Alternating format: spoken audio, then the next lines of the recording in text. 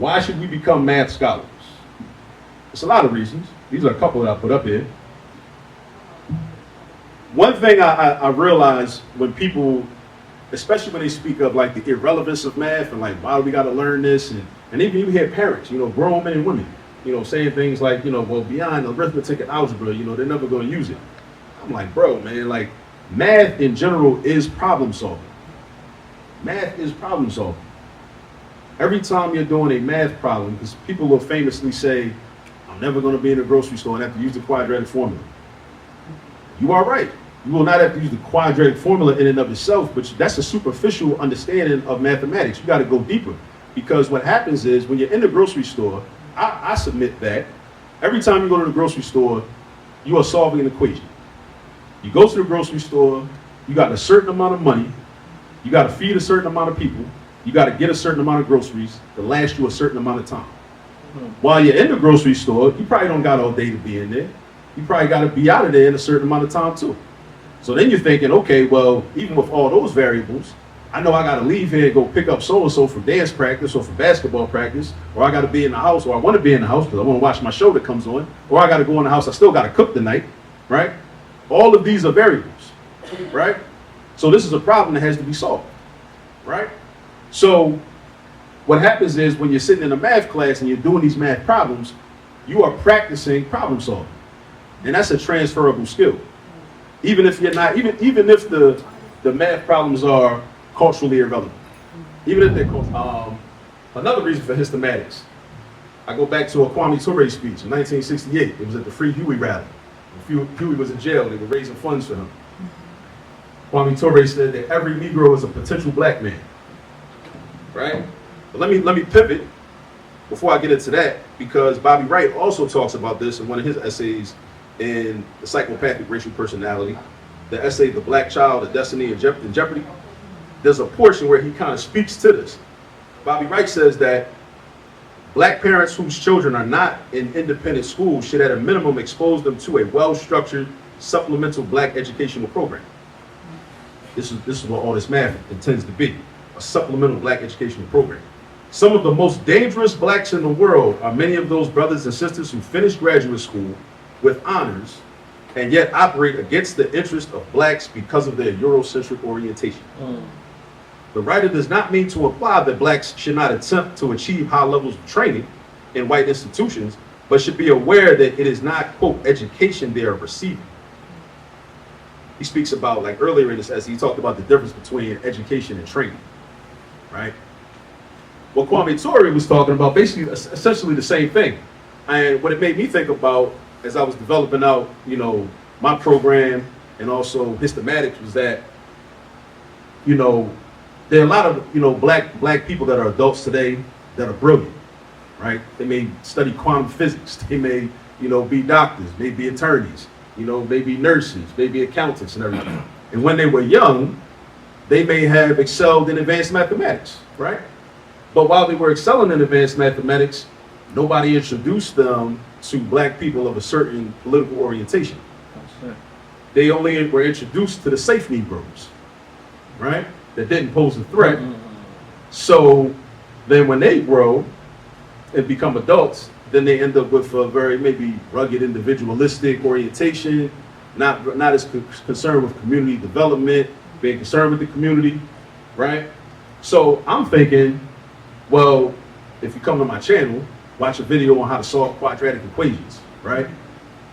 But while you're doing that, I'm liable to just like in the middle of the video, in the middle of the lesson, I might just go off on a tangent and start talking about Assata Shakur. Or, start talking about Thomas Sankara, or maybe Samora Michelle down in Mozambique, or maybe Maurice Bishop in Grenada. Again, people you're not going to learn about in public school or charter school, or maybe in most private schools, right? So it's a way to develop that mathematical ability and mathematical proficiency, and also become politically oriented in a certain way, or at least have the option to become politically oriented. Because then, as a child, you might still say, I still want to go this route, but at least you have some options, Whereas many of our children don't even know they have an option because they only know what they've been exposed to. And the media is very, very, very intentional and very organized and systematic in terms of who they want to give a lot of attention to. Right? We also attempt to decompartmentalize education for the youth. So I'm combining history with math. Right? So there's an overlap. I'm purposely trying to blur the lines. So it's like while we're studying math, we're also studying history. While we're studying history, we're studying math. And when we're studying history, we're getting into the political science, we're getting into the psychology, we're getting into all these things, right? There's also black representation, something I take for granted because I've been a black math teacher for so long. I take for granted the fact that a lot of students don't see black math teachers. Particularly black male. Right. Yeah, they don't see black math teachers, they don't see black male math teachers, right?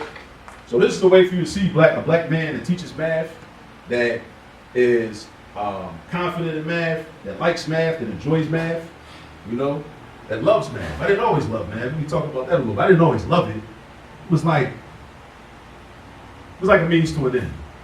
Like in my K-12 experience, I excelled at it for the most part. I had some rough patches. But the reason I didn't really love it is because I was very good algorithmically. Like I was like doing math to me was like playing video games. Like you play a video game, you want to learn how to beat the level. You figure out the patterns and then you beat the level. And then you go into the next level. And that's it until you beat the game. Math is like the same thing, right? I just learned the patterns, memorized the formulas, learn, okay, replace this letter with that number. When the problem's set up like this, replace this letter with that number. And then do the calculations and get the answer and go on to the next problem. But if you were to ask me, why does this work? What's the concept behind it? I couldn't tell you. I had no conceptual understanding. So that's why I didn't really love it. I developed a love for math probably in like the last 5 to 6 years when I was forced to study math more deeply because I had to teach mathematics courses at Cheney, right? Because I was teaching education majors, right? The Common Core math that everybody hates, right? I used to didn't like it either, right? But once I started really getting into it, I'm like, yo, this really makes sense. So this is why long division works. All these years, I just memorized the steps. Divide, multiply, subtract. Drop the number, do it again, right? But having to look at like the different methods of division, partial quotient, scaffolding methods, and then really understand it, like even when we do subtraction and we borrow, like what are we really doing? Like how do we talk about that? And how do we really speak intelligently about what's really happening? And I'm a firm believer that a lot of children that aren't able to excel in math, they're not able to excel because they don't have a conceptual understanding, right? They can't really speak intelligently about what's really happening with those numbers and what's the relationship between numbers. So if we think about American society, right, and we say that the white community is independent, and then that means we as a black community, just an oversimplification, just blacks and whites, right? No other ethnic groups. Right. Then if we're dependent on the whites, is that the case, or is it in fact, since they do need our labor, our economic support, then I look at it like, well, then are we the independent and they're dependent, or is it like, I wonder, like, does it vary depending on what context we speak of? Right. I think that all makes sense. I wonder about that. I always go back and forth with that. But yeah, I always go back and forth with that. Because even if you think about like in chattel slavery,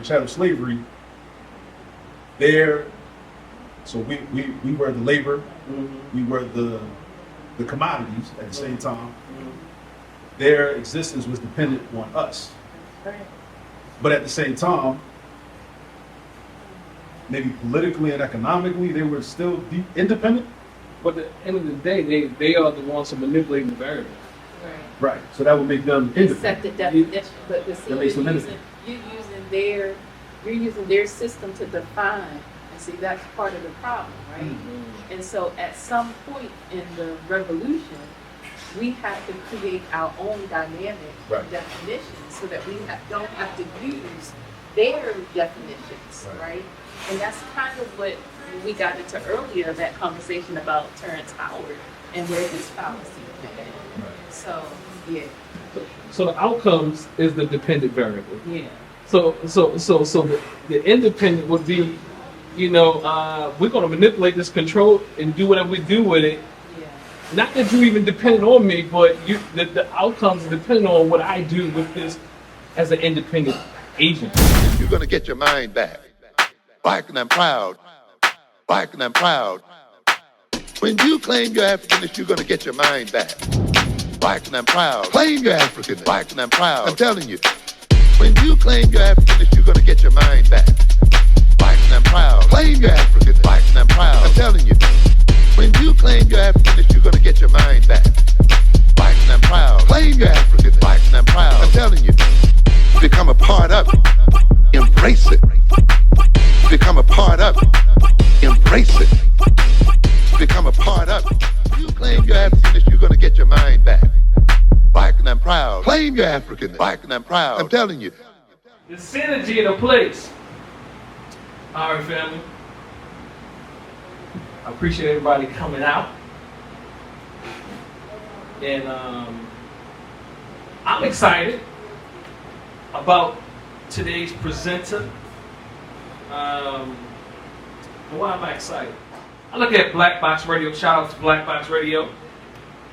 I've actually, the presenter today, I've actually heard him speak before then, but I've heard him probably more intensely, or me, I was more focused on listening to him through the radio, through YouTube, Black Box. I just thought he was kind of cool, to be honest with you. I said, he got some swag, you know what I mean? So I said, he's intelligent, he got some swag with it, he breaks it down. And one of the things I really appreciate about the speaker, I'm going to say Akil Parker, is his ability to use his analytical ability and actually make math and show you how math is in everything. In fact, even a proponent for math and being good at math as a way of helping us think. Math is very political. That's a game that a lot of the I'll say the defenders of the status quo in math education would like to promote this idea that math is apolitical. The decision to name a formula after Pythagoras, who was a Greek white man, is a political decision. The types of word problems that are put into the textbooks, that's a political decision. You publish a textbook, and this textbook is going to get sold to, it might get sold to suburban communities where the population is 95% Caucasian, okay. But you also know you're going to sell that same textbook to urban communities where the population might be of schools that might have an 85, 90% black population, African American population. But in that textbook, you still got word problems talking about Sally and Johnny, the little white girls, the little white boys. That's a political decision. I thought that was very impressive. And even to some degree, he could correct me if I'm wrong. He started speaking about, on this particular episode on Black Box Radio, he started speaking about how people are good at math even though they don't know they're good at math. He was saying if you have the ability to analyze, critically think, you are good at math. You might not just know it. And that makes a lot of sense to me, because to think scientifically is very mathematical. To be able to think critically is, again, to use logic even, is mathematical. But I'm say that's what stood out to me, and that's what I'm excited about hearing today from my good brother. I mean, not that per se, but that's what kind of turned my radar on the dear brother. So I watched him some other times, but more recently he was on Black Box Radio. So I always enjoy hearing him and his analysis. So I'm going to read, as I do with most of our guests, his bio. Akil Parker is a black man playing his part by teaching mathematics in the black community. He has been a mathematics teacher for 18 years in Philadelphia. Came all the way down today from Philadelphia. Currently, he serves as an adjunct professor at the HBCU, Cheney University, where he teaches math courses. He is also the founder and the CEO of the Educational Services Company, All This Math, LLC. Through all this math, he provides private math tutoring, educational consulting, teacher coaching, and free online math instructional content via YouTube.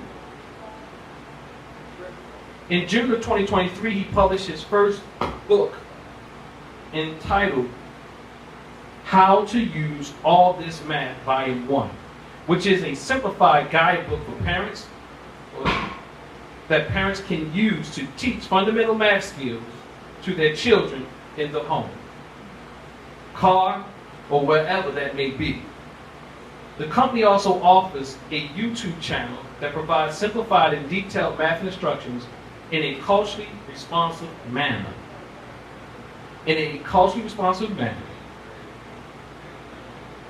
With videos infused with Black history and culture. The channel is a resource for teachers as a coaching tool and instructional resource for students as a homework help and test prep resource, and for parents so that they can be empowered to learn the so-called new math in order to be able to provide homework help for their children. Something funny, you know, I'm not going to put him on the spot. You know you got to talk about this. I reached out to my dear brother the other day because I was frustrated. What was the question I asked you? I said, you know, I just know that a lot of people are going around this Terrence Howard thing right now. So 1 times 1 equals what? So Terrence Howard is going around and he's saying 1 times 1 equals 2, and you know. So I just reached out to my dear brother because I needed somebody that wasn't, you know, help me understand this phenomenon, right? But anyway, I agreed with what he shared with me. I won't share what he shared with me, but I totally agree with what he shared with me. And I'll share what he shared with me, but there's nothing wrong. You can create a new system, but to try to utilize the very system and not really, and this is me putting my piece in there, and not really be representing the rules to that system accurately, this is what I'm going to say. Can be deceiving. Not what he said. This is what I'm saying. Because if you're going to utilize the system, then utilize the system as it was created. Now, you can say the system is not accurate and then create your own, but to now utilize the system and misutilize the system and say that they're wrong with these rules and all these type of things, everybody know you can come up with a new system. It's been done throughout history. I mean, that's how we evolve, you know. But nonetheless, that's just my soapbox, that's not his. You know, I'm just saying, that's why we have these community universities, because there's a lot of stuff out there. There's a lot of people out there that are really honestly misleading us. And lots of us tune in. I'm not talking about my dear brother Terrence Howard, I'm just talking about lots of people. Tune in to misinformation. And lots of times you say, well, let's say that's right. So what is that, like, what's the fundamental question we can ask? So how is that going to help you? How is that going to help liberate you? How is that going to, what is that going to do for you? I'm not saying it's not. I'm just saying, what would that do for you other than feeling good? Or feeling like you found out another chink in the white man's armor. Okay, let's say the chink is there. So now what? What do you do with that? Anyway, that's my soapbox again. Raised in Baltimore, Maryland, Professor Parker attended Roland Park Elementary Middle School. Roland Park? You know what I mean? I gotta reconnect on that one, right? Again, Professor Parker attended Roland Park Elementary Middle School before attending Baltimore Polytechnic Institute for high school. He later earned a bachelor's degree in finance from Morgan State University, and later a master's degree in educational leadership from Lincoln University while serving as a teacher in Philadelphia, PA. He attributes a great deal of his cultural, political, economic awareness to involvement in organizations such as the Association of Study of Classical African Civilization, also known as ASCAP. Though this awareness has greatly inspired much of his thinking about and approach to teaching mathematics to youth and adults in the community. He has been a member of the ASCAC since 2011, as well as a member of Septepi Study Group that met in North Philadelphia. He is a father of 3 children and lives in Philadelphia, Pennsylvania, where his company, All This Math LLC, is based. He has committed himself to improving the black community. He is a part of by way of mathematics education. With no further ado, we bring our brother, Akil Parker. Yeah.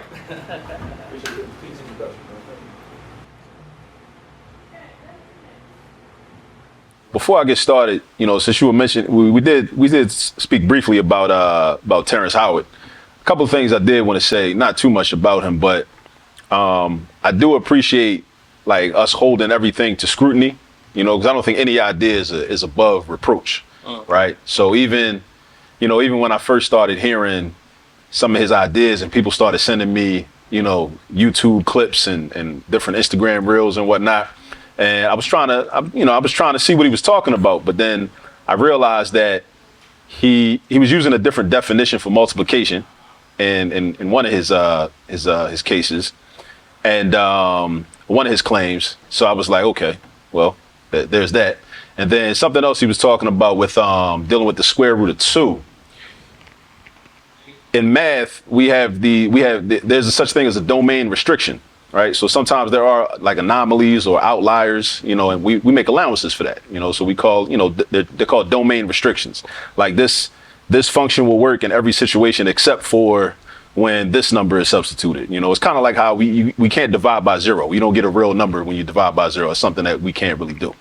So that's one of the things. But the other thing that concerned me early on about Terrence Howard's approach is not so much his approach, but how it would be received by a lot of people, because many people in our community have this like deep-seated and very visceral fear and discomfort with mathematics.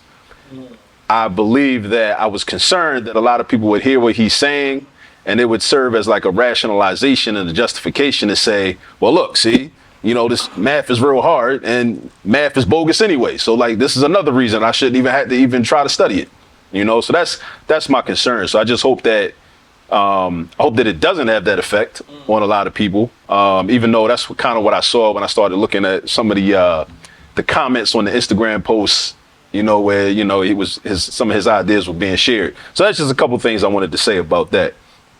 So for tonight's presentation, Histematics for the people, Histematics.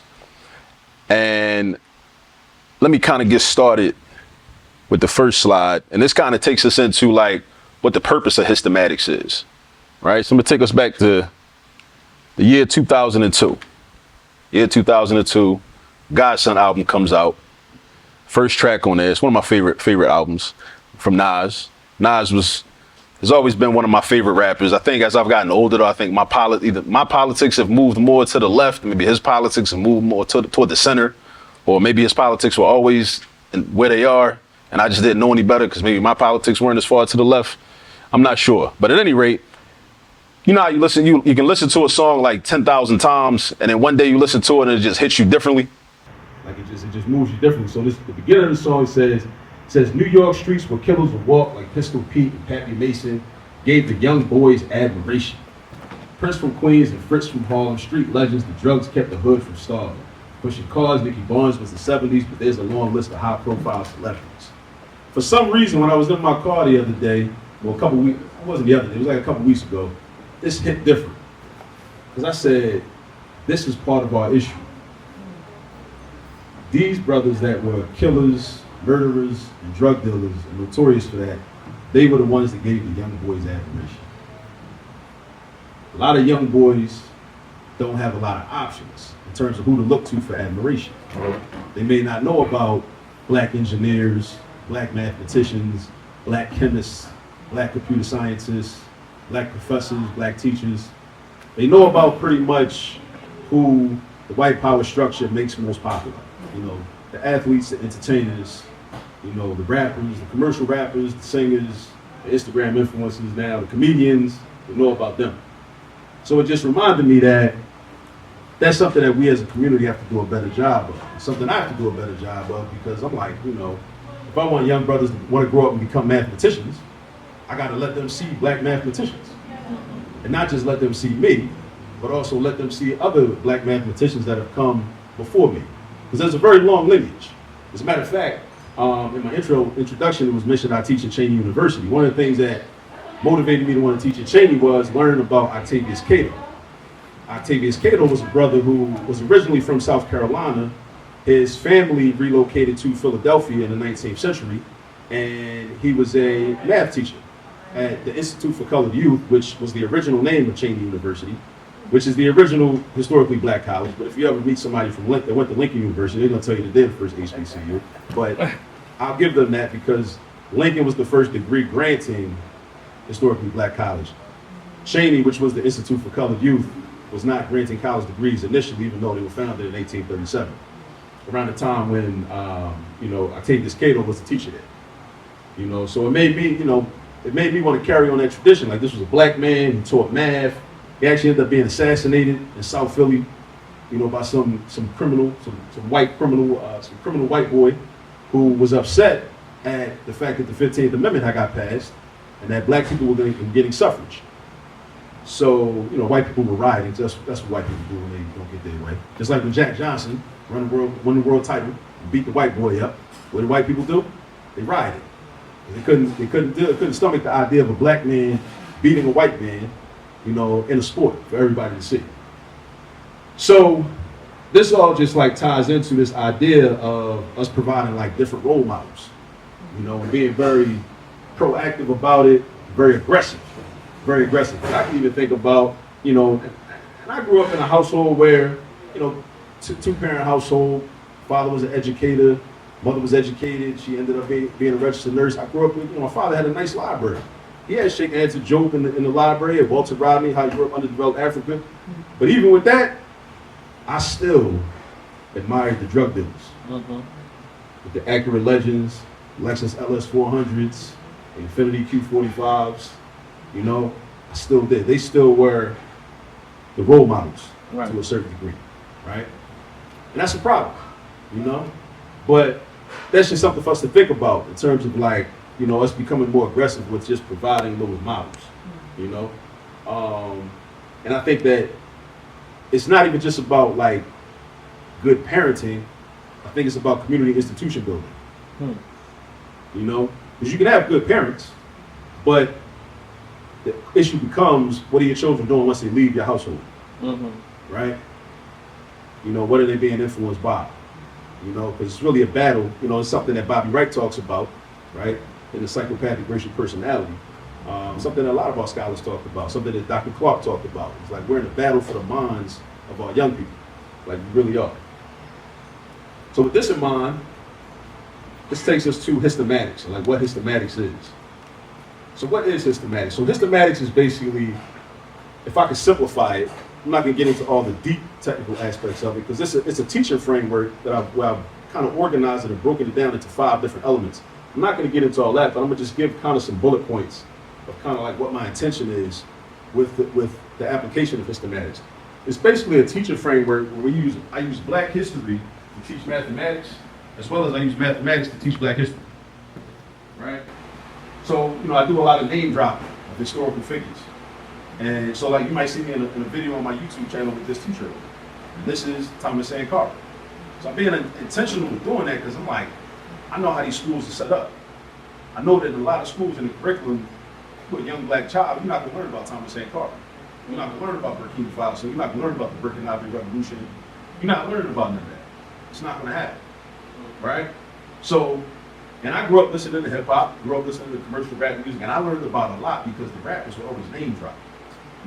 Name drop this designer clothing leader, name drop this luxury car, name drop this Italian mafia member, John Gotti or whoever. They named themselves after these guys, right? So I learned about these guys because this was a lot of name dropping was going on. The neo-colonial vacation spots, people bragging about, vacationing in the south of France, or being a quote-unquote a nigga in Paris, right? But again, so it's important, speaking of that specific aspect, it's important for our young people to know about, more deeply Malcolm X. because they might have heard, you know, the Jay-Z and Kanye West song, so they see being able to go vacation in Paris as the goal. But then, if you teach them about Malcolm and how in 1964 Malcolm was planning to go speak in France, and the French government was like, "No, you can't come in here." So then we contextualize that. We're like, "Wait, so this whole country was scared of this man, right?" So then now, as a young person, you kind of juxtapose those two things. You're like, "Well, hold up. So who's my hero?" You know, these black men that can go, that, you know, they're no threat. They can go hang out, spend their money, do whatever they want to do in France.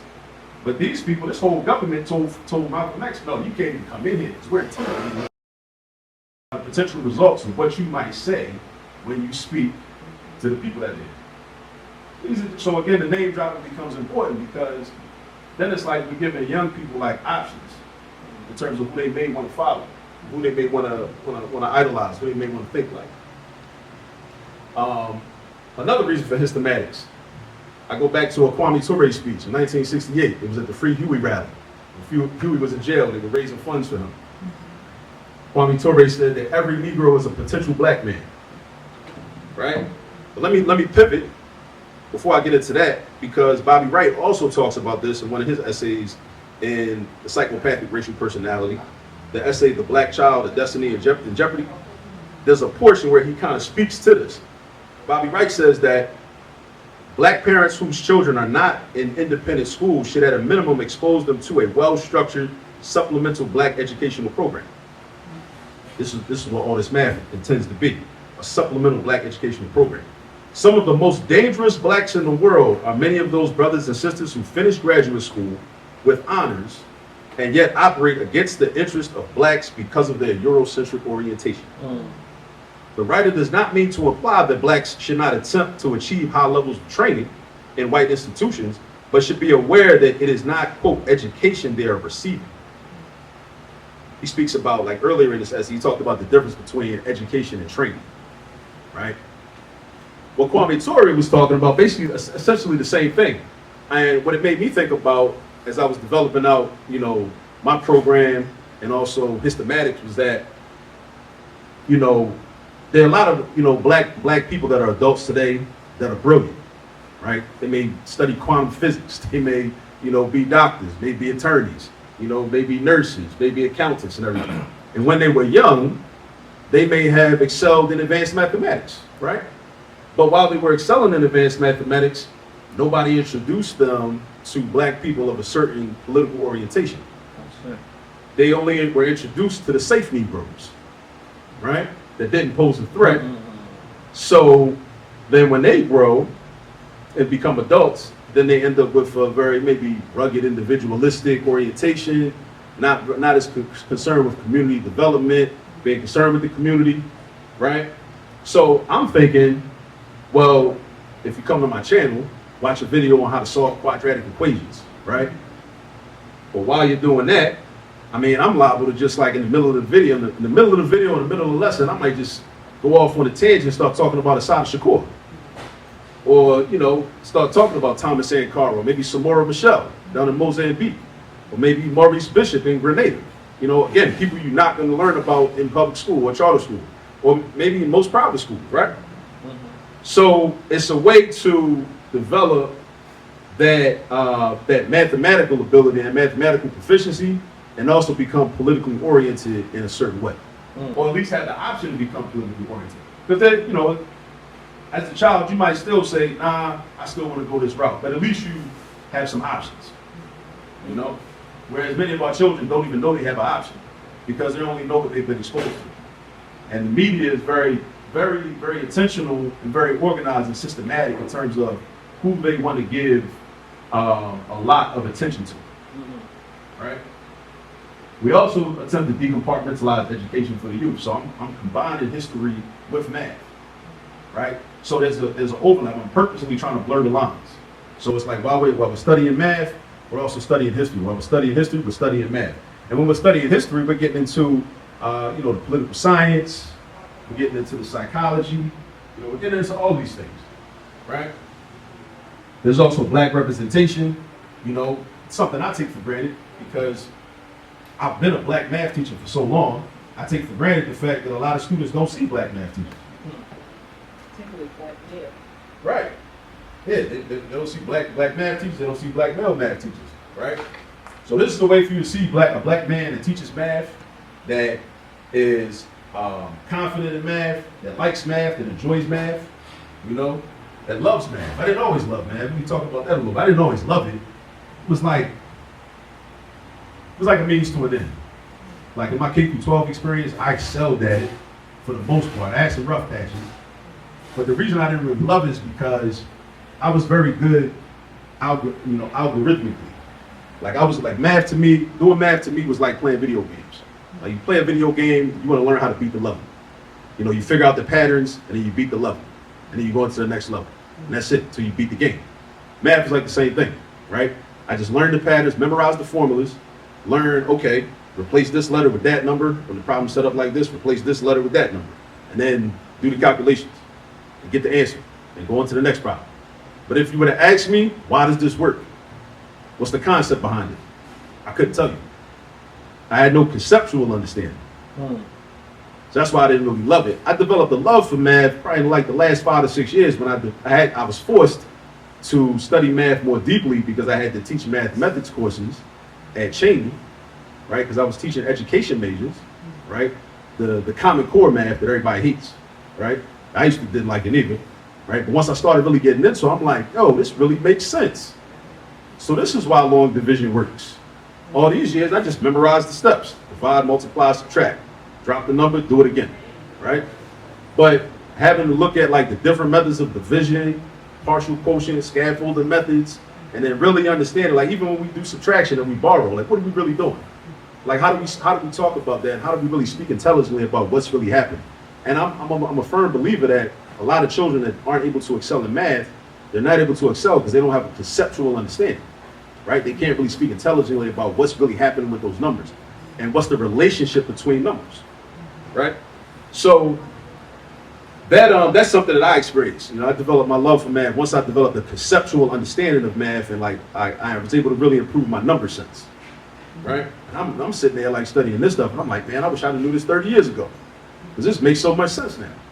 Right, and also we provide through Histematics, we provide relevance to math by using relevant text and historical experience. So like kind of like what I did for this presentation tonight. Like I'm just going through psychopathic racial personality, which I hadn't read in like maybe almost 10 years. So I appreciated the opportunity, this motivation I had to reread it, you know?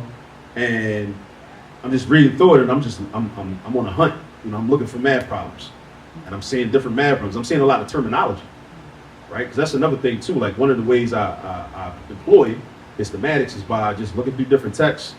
And if I see a word that's a commonly used word in mathematical text, then I'm like, okay, well, how can I relate this? How can I create a math problem about this? Or how can we talk about, you know, something mathematical and connect it to this?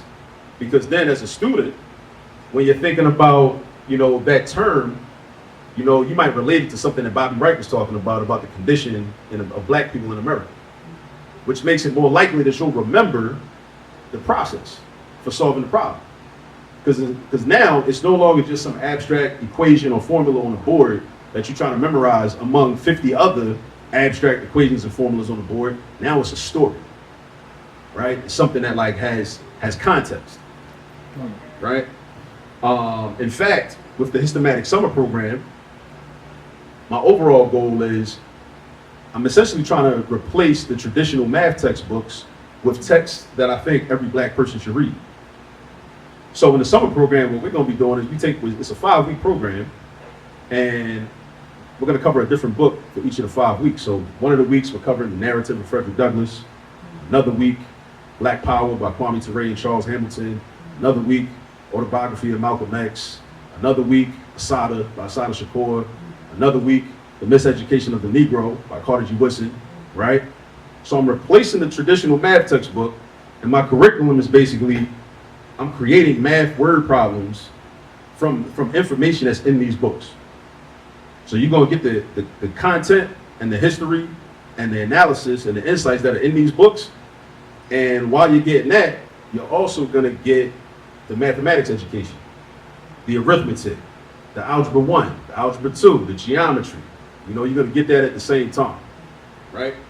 And I have a goal to like do this with a lot more books, you know, because a lot of books that come to mind, like when you start reading, you see all the percentages and the quantitative data, like I mentioned Walter Rodney earlier, like, you know, how Europe, underdeveloped Africa is full of percentages, and, you know, because Rodney goes in, because he was a scholar, so he's doing like, you know, quantitative analysis, like, you know, this is how much they stole, like specifically, you know, and this is the key, like this is something I think that's very important in terms of like when we study our history, being able to take a quantitative approach to it, because it's like, it's one thing to say, you know, man, they robbed me. That's bad. But it's different if you say, well, they robbed me, and the way they robbed me was they hacked into my account and they actually stole $346.22 every 2 weeks for the last 6 months. That's a lot more specific, right? And that's important in terms of like really understanding what your experience was. So another book that comes to mind when I think of this is like, you know, Nkrumah. When Nkrumah wrote Neo-Colonialism, the Last Stage of Imperialism. And as a former finance major, I'm reading this book and I'm like, man, I needed this when I was an undergrad, right? But a lot of my education as a finance major was very, very much pro-capitalism. So they wasn't talking about, you know, how much, you know, Europeans stole from the continent. But Nkrumah is like going through it like, you know, the French took this many tons of bauxite between this year and this year. You know, the Germans took this much, you know, silver. The British took this much tin, you know, to the pound, like the exact, you know, weight, you know, of all of that and whatnot. So this is what Histematics is meant to do. Like, you know, combine, you know, the history with the mathematics. Why should we become math scholars? It's a lot of reasons. These are a couple that I put up here. One thing I realize when people, especially when they speak of like the irrelevance of math and like why do we got to learn this, and even you hear parents, you know, grown men and women, you know, saying things like, you know, well, beyond arithmetic and algebra, you know, they're never going to use it. I'm like, bro, man, like math in general is problem solving. Math is problem solving. Every time you're doing a math problem, because people will famously say, I'm never going to be in a grocery store and have to use the quadratic formula. You are right. You will not have to use the quadratic formula in and of itself, but that's a superficial understanding of mathematics. You got to go deeper, because what happens is when you're in the grocery store, I submit that every time you go to the grocery store, you are solving an equation. You go to the grocery store, you got a certain amount of money, you got to feed a certain amount of people, you got to get a certain amount of groceries to last you a certain amount of time. While you're in the grocery store, you probably don't got all day to be in there. You probably got to be out of there in a certain amount of time too. So then you're thinking, okay, well, even with all those variables, I know I got to leave here and go pick up so-and-so for dance practice or for basketball practice, or I got to be in the house, or I want to be in the house because I want to watch my show that comes on, or I got to go in the house, I still got to cook tonight, right? All of these are variables, right? So this is a problem that has to be solved, right? So what happens is when you're sitting in a math class and you're doing these math problems, you are practicing problem solving. And that's a transferable skill. Even if you're not, even if the math problems are culturally irrelevant, even if they're culturally irrelevant, you know, it's a framework. I always say this: when you go to the store, you know, to buy a picture frame, because you want to, put pictures of your family up around your house. You know, you might be redecorating your house. You might have moved into a new house or whatever. You go to the store, you buy the picture frame. Typically, it's going to have a stock photo inside of the frame. When you get home, take the stock photo out, take it out, rip it up, put it in the recycling bin or whatever, and then you put your picture in there. But it's the same frame. So when you're in the math class, even if you're doing problems, the word problems that are irrelevant to your life, that you don't care about, that you have nothing to do with you, you're still learning a process that you can then take and apply to something that you do care about. The math problem is just a framework. It's showing you how to solve problems. And while you're doing that, you're going through that systematic process, you're developing your critical thinking ability. Math is a lot like sports, right? A lot of the exercises that, you know, athletes do, you may not recognize, you know, why this drill or why this activity is helpful to you. But when it's the fourth quarter and you're not tired, because you've built up your stamina from doing all those drills, that's why you was doing it. That's why you were doing that drill. So math is very much a parallel to that. Right? You're developing critical thinking ability, you're developing analytical reasoning, right? Whether you realize it or not, right? Of course, there's STEM field participation, there's the opportunity for that. But I mean, that's important. But this right here, this is a very popular bullet point. But I wanna add on to this and say that I don't think that we as black people should want our children to just excel in math so that they can participate in STEM just so they can just go get jobs from white folks. I think that we should be very intentional about saying, okay, well, if we want our children to develop their math skills, it's so that we can start to build our own infrastructure and create our own companies and our own opportunities for our own children. Because this is something Amos Wilson talked about all the time. There's no guarantee that the white man's gonna have jobs for our kids, or even for us. There's no guarantee. It's something that we've been taught to believe, but at some point, they may not even be available. So we gotta create it for ourselves, right? And math is a tool for liberation, kind of tying into what I was just speaking of, about us having the ability to develop our own infrastructure, develop our own jobs, develop our own opportunities, to nation build. It's popular to say, nation builds, nation time and everything, but you can't nation build without math. Because just like our ancestors in ancient Kemet, like they were using math to develop civilization. To measure, irrigation, do the calculations necessary for irrigation, so they can grow food, so they can, properly do resource allocation. All of that is mathematics. It's algebra, it's calculus, it's geometry, and all of that. So this is why. These are some of the reasons why I say we should really embrace math, right? Now, but we got to talk about the barriers, right? This is very important, right? I like this phrase, cui bono, right? Cui bono from the Latin, which means who benefits. We always got to think about who benefits. I talked about problem solving, math being about problem solving. So there is a vested interest by many groups, by certain groups, for us to not learn math, because in my estimation, math is the single best subject to prepare us and train us as to become problem solvers. But the problem, again, another Amos Wilson quote, the problems in the black community are a multi-billion-dollar industry. So what happens when the black community starts to solve their problems and develops the skill set needed to solve our problems?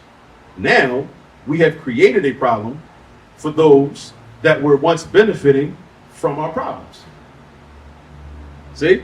So it makes sense that there will be so much negative propaganda around mathematics. There will be so much, it will be normalized so much for people to not excel in mathematics. Because once we start excelling in mathematics, then that destroys the status quo.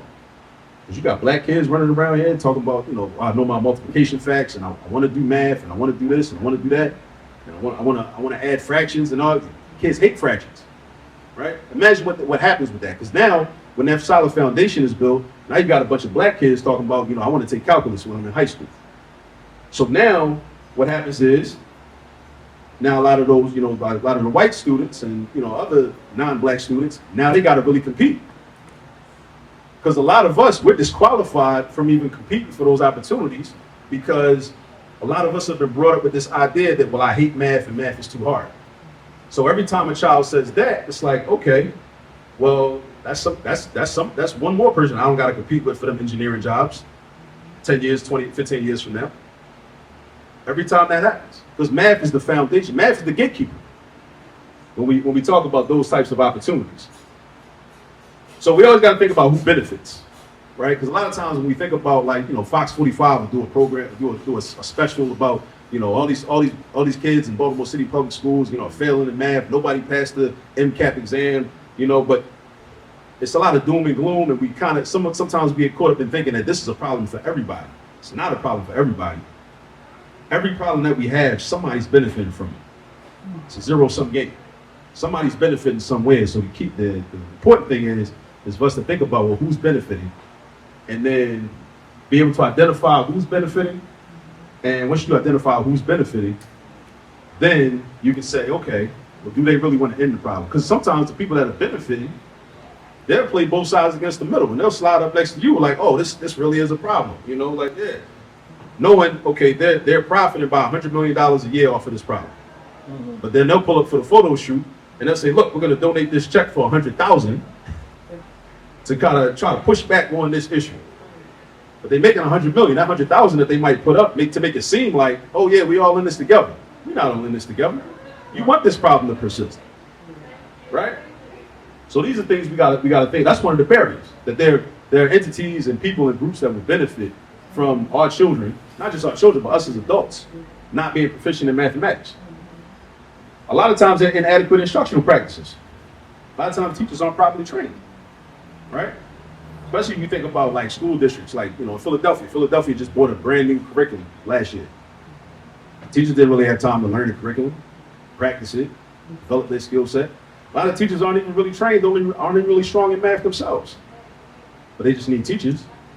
So, and I think a lot of teachers, even that people would consider them to be strong in math, they might be like how I was. Strong algorithmically, but conceptually, very weak. Right? So if you're conceptually weak, that makes it very difficult for you to break things down and like really explain certain concepts in a way that certain children can understand. Because you don't know the concept. You just know the formula. And a lot of times, when you have always excelled in math on your own, in your own experience, that can become problematic because then you might not be able to even understand why the child doesn't understand it. Like, why don't you get this? You know? Like, you ever try to learn something from somebody that's really good at something, but they're not really good at teaching it? Absolutely. And they're like, well, I don't get it. Why don't you get it? It's easy. They're frustrated. Yeah, because they've never had to teach it. Right. They just know how to do it. And they got so much experience just doing it. And they've probably never been in a situation where they had to even think about, well, man, why do I do it that way? Mm-hmm. Like, why does that make sense? You know? So a lot of teachers are like that. And a lot of times, so, you know, there's so much pressure, you know, in terms of standardized testing. So oftentimes depth is sacrificed for breadth. So like we say in education, a lot of times the curriculum is a mile wide and an inch deep. With the curriculum, we're expected a lot of times to just touch on everything, but not really do a deep dive into it. And the students don't really have time to really learn it, which is why other resources have to be utilized, and which is why us as a community, I'm convinced we have to dedicate or redirect some more of our energy away from challenging the schools to do better, because I don't think the schools will ever do better overall. I think that the schools will, from having studied the history of public education in America, I think that the schools will do better once there's a mass exodus into other independent schools for us. But by the time the mass exodus comes, they're not going to need to do better. We're not going to care, because that means we have other places for our children to be educated at, right? But we got to find other ways to prepare our children for math class, right? They got to be prepared outside of math class before they get there, right? We got to figure out ways to do that as households and as communities, and we got to create resources and share resources and push and promote and help educate parents, help develop parents, so parents will feel comfortable, because a lot of the parents were once upon a time teenagers and preteens that were uncomfortable with math too.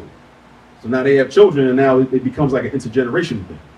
But like now, like, you know, and a lot of times children, they just, you know, they say, well, my mom's not good at math, dad's not good at math, why should I be good at math? And it becomes like this self-fulfilling prophecy.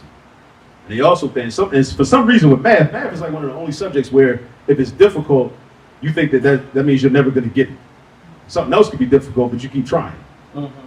But with math, it's like, nah, like, if it don't come to me easy, then nah, that's not for me, right? A lot of people think that for some reason, but I think that's just part of the false propaganda, right? Mm-hmm. There's definitely a lack of parental, family, and community support. And now, but with this right here, this is a major talking point for a lot of people.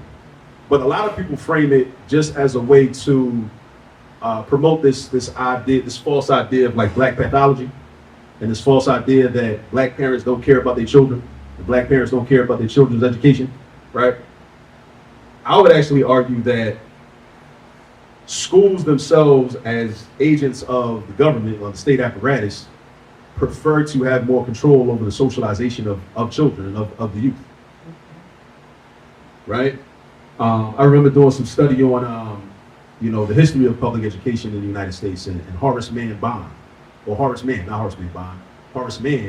who's traveled to Germany and studied their educational system in the 19th century, I want to say. And this was not long after the Franco-Prussian War, when the Germans had lost to France. And then some study had been done to find out, well, why did we lose this war? And the Germans found that it was because there was too much independent thought among the ranks.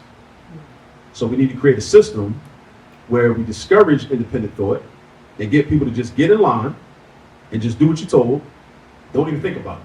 Just do what you're told. That was for their military system, but then it also extended into, but they wanted to train children from early to behave that way, right? To make good soldiers one day, right? So I believe that there's a lot of remnants of that in the American educational system, right? So that's why in loco parentis, so I'm sure you're familiar, loco parentis is in play, but I think in loco parentis is like, it's out of control, right? It's too much control has been given to the schools. Too much control is given to administrators. Too much control has been given to teachers. Too much, right? There's also a fear of new math, and it's not really new math. Again, that's propaganda. That's a buzz term, right? It's not really new, right? But if we call it new, we can call it new. But what it does is, because people always say, well, it's stupid. Why we gotta do all that? Why can't we just do it this way? Well, for one, you want your children to have options, right? People always talk about having multiple streams of income, having options, right? The children should have multiple streams of problem solving, right? Also, a lot of what we call new math are just ways to explain why the old math works. That's all the so-called new math is, right? And another thing I want to say about this is, like, I remember when we was young, and you would encounter somebody, like you went to a summer camp or something, and you might come across some kid that like could do like what you thought were complex calculations in their head, like somebody that could do like 3,482 times 299, like off the top of their head. You'd be so impressed with them, right? And you would just think that they were just so smart, so much smarter than you were, not knowing it's a trick to it.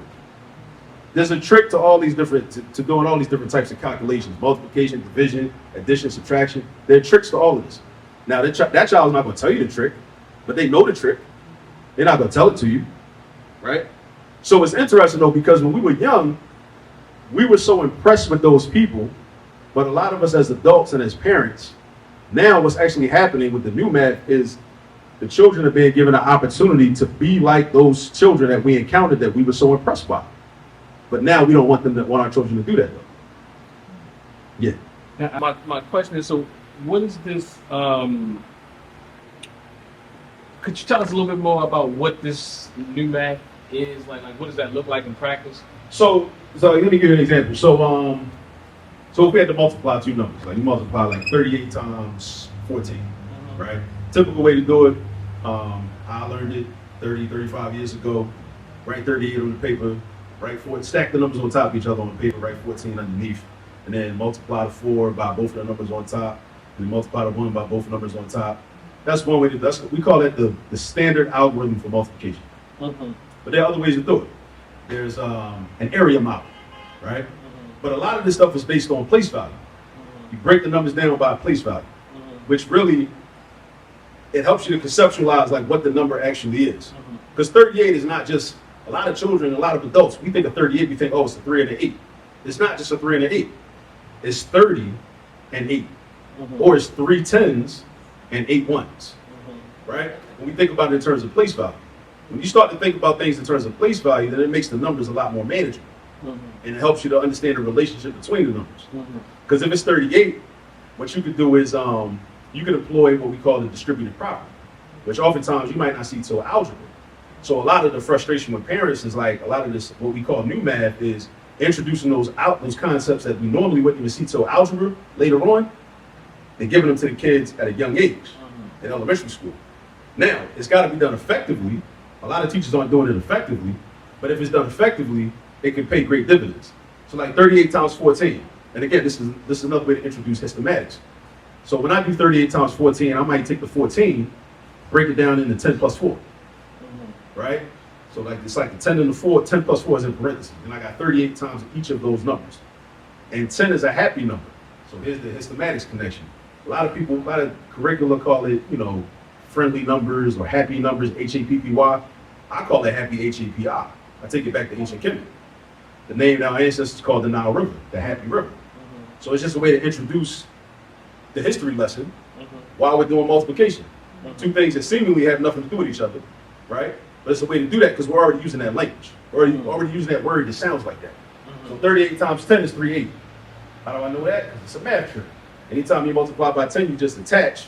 Don't say add. A lot of people say add to 0. But I tell my students, don't say add to 0 because some student might take it literally and think, oh, 38 plus 0. Well, 38 plus 0 is 38, right? They might, you know what you mean, what you're trying to say, but they might not know what you mean. So if you say just add to 0, they're not going to write, some students might not write the 0, they might actually literally add 0, 38 plus 0 and just have 38, which leads them to the wrong answer. So if you say attach, it's like, okay, I'm going to attach a 0 to the 38, now that becomes 380. And then you're doing 38 times 4. And then we can figure that out, right? So we can break, then, we break 38 down into 30 and 8. 30 times 4 is 120. 8 times 4 is 32. And we just add up all the numbers. So that's an example of what we might consider new math, right? On my channel, I got some videos that get into kinetic multiplication. Kinetic multiplication, that's like I don't know a lot about computer science, but I've been told that the way our ancestors in ancient Kemet did the multiplication, that's like the foundation of like binary code, right? They use like a 2-column system, right? And yeah, so that's another way. So what the so-called new math also does is just introduces a lot of different methods, right, to do multiplication, different methods for dividing, different methods for adding, different methods for subtracting. So you're not just locked in to that one method. I call it, a lot of times when you're locked into that one method, it's almost like it's like mathematical monotheism. Because you're only locked into that one method. And the thing is, like, so it's good to have many options, because certain problems, it's like in life, certain problems you may encounter, this may be the best approach. But a different problem this may be a better approach. But if you take this approach for that problem, you might even cause the problem to escalate, because that's not the best approach. So having an arsenal of approaches in terms of math, it's like, well, I know 6 different methods for multiplying. And because of that, now it's like, based on how the problem looks, I know how to pick, right? I know what to pick from. From those 6, I know what to do. I know what I got to do, right? And also that shows that the child is really understanding the math, because once they're able to exercise those options, that shows that they have a deeper understanding. So it's kind of like, driving somewhere. So new math. Yeah, that's what people are calling. Like a lot of people, it's really a misnomer. It's really a misnomer because it's not new. Because some people learned it that way many years ago. Like a lot of it, I didn't learn that way years ago. Right. But it's just it's like a catchphrase, to address a lot of the methods that are used. Call it the Common Core. Common Core, yeah. Common Core, more specifically, the technical name for it. So the sister, have you seen the video of the young lady who says she's a teacher, and she came out and the video kind of went viral and inboxes, and she said she was saying like it's really trying to set us up to dumb us down and to make us, I can't remember exactly what she said, but it kind of went all around. What the new math is? She was saying Common Core, and the way that they teach it now is children. I can't recall it. I think she was like a black Latina type of woman, and she said, I think I remember some conversation about it. She was saying we go this long way of doing things, and it doesn't really equate to the way we were taught. That we just get it done, which is the standard method that you were talking about. Right. and she literally was putting conspiracy behind it and saying that it's really to dumb us down to I can't even think. I would probably say something extreme, and it probably would be less extreme than what she said if I had. But she literally was saying it's like the white man trying to set us up, dumb us down, and keep us asleep. And, yeah. I would like to see the video to see her position, but from my understanding of Common Core, from having studied it, and having originally been a person that was against it, because I was like, I felt like a lot of people, like, why we can't just do it this way? I see it as it gives you a better understanding. It gives you a deeper understanding, actually. You know, it does give you a deeper understanding. A lot of times the methods seem longer, but often that's because when you're teaching something for the first time, you're going through it step by step, right? So it takes longer to explain something to somebody than it may take them to actually utilize the method once they get the hang of it. Yeah. I think the problem comes when they make it the only option. Like you talked about earlier, there's different pathways to get to the same answer. Right. And I think what happens oftentimes in the school system, instead of teaching people multiple ways, you can choose the Common Core, you can choose the standard way, and whichever way works best for you, you can solve the problem. I think the problem comes in, and I think that's what the person was saying that you're talking about, was that they're forcing people to only use Common Core. Yeah. And so if your mind doesn't really think that way, it can be problematic. Yeah, You know? I can see that. Yeah, I'm all for it. So that is something that I would push back against, like, because I'm all for like students having the most options as possible. I want them to learn every method. Now, I can understand if, as a teacher, you're like, okay, I want you to demonstrate to me that you are proficient in this particular method. Right. So I want you to show me for this particular assignment that you know how to do this method. I can see that. But with the ultimate goal being for this student to be able to, or these students in this class to be able to exhibit that they can do these 6 different methods, or these 7 different methods, or 5 different methods. You know, that's what I would hope, you know, would happen. Like think about this. Like if somebody gave you the problem, they said, okay, written down 9 1/3 divided by 1/3, right? 9 1/3 divided by 1/3. Now the way I was taught, now if you could just picture that, 9 1/3, that's a mixed number. 9 1/3 divided by the fraction 1/3. The way I was taught, I'm thinking, I'm gonna convert that 9 1/3 to an improper fraction. And this is just habit, just force to habit. What I learned in Golden Park 30 something years ago, right? That's what I'm doing. I'm going there with it. And then I'm gonna divide. And what do we do when we divide fractions? What do we learn? Keep, change, flip. Keep, change, flip. Keep the first fraction, change the division sign to multiplication, and then flip the second fraction, which means take the reciprocal of it, right? And then multiply across. That's one way to do it, right? But another way to do it, but again, with the Common Core math, is if it's taught effectively, it's meant to help you to think conceptually about what's happening. So if I got 9 1/3 and I'm trying to divide it by 1/3, like first of all, what does division even mean? That's another thing.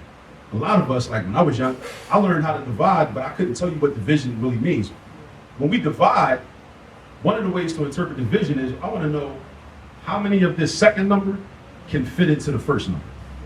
How many of the divisor can fit into the first? So how many 1/3s can fit into 9 1/3? Now, so if I'm thinking about it like that, based on that definition, I already know it's 3/3 in 1. So if I got 9 of those, that's 9 times 3 right there. So I know 27 of them can fit into 9, but it's 9 and 1/3, so it's an extra 1/3. So that's 28. So the answer is going to be 28. If I look at it through a conceptual lens, that's the new math. The new math is supposed to teach you to think like that, and then so you save time. It's like, so again, a lot of people complain about, well, the problems, the methods are longer, you take a lot. It's really meant to save you time, and I think that's another thing too. That's another thing too that we got to take into consideration. It's like, oftentimes when we progress to another method, we think of that as, you know, some type of punishment. Like, you know, a young child learns how to add, right? And then after addition, okay, now we're going to multiply. We have to understand that multiplication is just repeated addition. And multiplication is a gift. Because in the absence of multiplication, let's say you want to know 395 times 418. That means we're doing 395, 418 times, right? If we can't multiply and we don't have methods for multiplication, we would have to add 395 plus 395 plus 395 plus 395 plus 395. 400, we'd have to write that out 418 times. Don't nobody got time for all that. So the multiplication is the gift. because it enables us, it's essentially a shortcut so that we don't have to add 395 418 times. Wow. Because multiplication is repeated addition. And likewise, division is repeated subtraction. Think about 8 divided by 4. 8 divided by 4 is a shortcut. If we didn't have division, you would do, because we're trying to figure out how many 4s can fit into 8. So, okay, we start with 8. Subtract 4 from 8. Now I got 4. Subtract another 4. Now I got 0. So that means that 2 4s can fit into 8. So 8 divided by 4 is 2. But what if I was doing 800 divided by 4? And I didn't know how to divide. I'd have to do 800 minus 4, 796. Then 796 minus 4, 792. 792 minus 4, 788. And I had to go all the way down until I get to 0. And then I got to count up all the 4s that I subtracted. That would be my quotient. So division is a gift also. So the things that we see as more complex are actually shortcuts, and they're gifts that help us to, better navigate problems. But a lot. So when you get into the so-called new math, you start to see relationships between numbers. And it starts to make sense. Wow. I think you're taking me back way back, right? And I think like me and my friend used to always be really good at math, right? Like doing it. Sometimes the teacher would say, I think about back in the day, which lesson come before, they would tell you, well, you got this answer, but you didn't do it how I showed you. Right. Versus what I'm hearing now, I don't know, something about that sounds more status quo. You have to do it this way than what I'm hearing from you is what you're saying. Common Core is more like. I'm not sure. I'm just hearing a little bit about Common Core. I'm not. So I think I would say that the mistake that a lot of teachers make is the way they frame their response. Like if the child doesn't do it the way that they're asking them to do it, a lot of teachers kind of just they try to cut to the chase and just say, no, that's wrong. I didn't want you to do it that way. Do it this way. Instead of saying, well, you're right. I like this method, but I want. But can you show me how to get the same answer using this other method? Right. That's a very different conversation. I think a lot of, but again, it goes back to the training level and the understanding level that the teacher has. Because a lot of teachers barely get the time to really study these curricula they're given, and they don't really know the curricula, and a lot of them really don't know math. And a lot of teachers that teach elementary school, they want to teach, they want to help the community, they like working with children, but they themselves have their own math anxiety and math phobias. Exactly. They're scared of math themselves, Exactly. but they want to be in the classroom. They like the idea of being a teacher. Yeah. So with that, all of that is at play all at the same time. So that's another issue we gotta deal with. And then it goes back to about digging deep, because what could be a great dialogue would be for the teacher to say to the young person, well, how did you get that? Right. Let's talk about how you get that, and then compare and contrast the two ways of doing it. Right. But again, it's like all the time in the classroom, it's like this flip. And so you don't always have that opportunity for that dialogue and discussion. So my thing is overall, and this is part of the mission of all this math and also Histematics is there has to be a paradigm shift in our community. And it's kind of it reminds me of what Malcolm said, only a fool will send his children to be educated by his enemy, right? Now the reality is, we got jobs, we got to go to work, so we got to send our children to school. But I think the next best thing we could do, short of developing our own independent schools that we can trust, that we do control, is what H. Rap Brown said. Any institution you don't control will be used against you, right? And the schools are used against us, we don't control them, right? Schools have to be converted into spaces for practice, not primary learning centers. Now, not primary learning centers. They have to be converted into spaces for practice. Spaces for practice. Just practice. Primary learning. Just think about sports. Think about recess. Like a lot of young brothers love recess. Why? Because they get to show off their basketball skills, their football skills. But did they learn basketball or football in school? Not at all. They learned around the way. They learned in their neighborhood. They like going to school to go to recess so they can practice and hone their skills that they already have. The math class has to be the same way. The household, the block, the community, the rec center, wherever. has to be the space where our children learn the math. Online resources like my YouTube channel, those have to be the spaces with the primary learning centers. And then when you go to school, it's like, okay, I'm here to practice now. Now, also what that does is that eliminates a lot of the impact of the racist white teacher or the bourgeois Negro black teacher that really don't like black children because they dealing with that, miseducation of the Negro thing, right? The issue that Winston talked about years ago. They're dealing with that internal conflict that they have.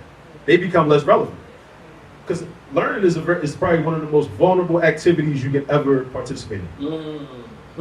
So if I feel like you don't like me, it's going to be very difficult for me to learn from you. Especially if I'm very young. Now, when I get to high school, college, I might be able to compartmentalize my emotions or whatever, and be like, listen, whatever, we don't got to get along, but I know I need to learn this. But for young children, it might be very difficult. Even some children on a high school level, even on college level, might be difficult. But if you've already learned something in your community, in a safe space, with people that love you, then when I go to school, I'm like, cool, I just want to practice what my people already showed me. I first started thinking about that. I was watching the Stephon Marbury documentary that was on Netflix a couple years ago, and it talked about how, they talked about his father and his older brothers taught him how to play ball, right? And then when he went to school, he did his thing in school, but he didn't learn how to play ball at the school. He learned in his community with his people, with his family. His mother, his older sister supported him. His older sister supported him as well. Then when he got to school, he got to practice what he learned in the community and then with his family. So my ambitious goal is for us to frame math in the same way, right? You learn it at home and in the community, and again, so ambitious goal. Talk about ambitious goals. Parents, with the resources provided, right? That's the key. You got to provide resources. Parents to be able to help with math homework for as long as their child lives under their roof. So if you got a child in 12th grade that's taking calculus, I want parents to be able to sit down at the dining room table and break open the calculus book. Like, okay, boom, we about to find these derivatives. That's what we about to get into, right? Because a lot of parents have a ceiling. It's like, some parents is like, at the 5th grade, I can't help you no more. At the 4th grade, I can't help you no more. Different parents have different ceilings. I want there to be no ceiling.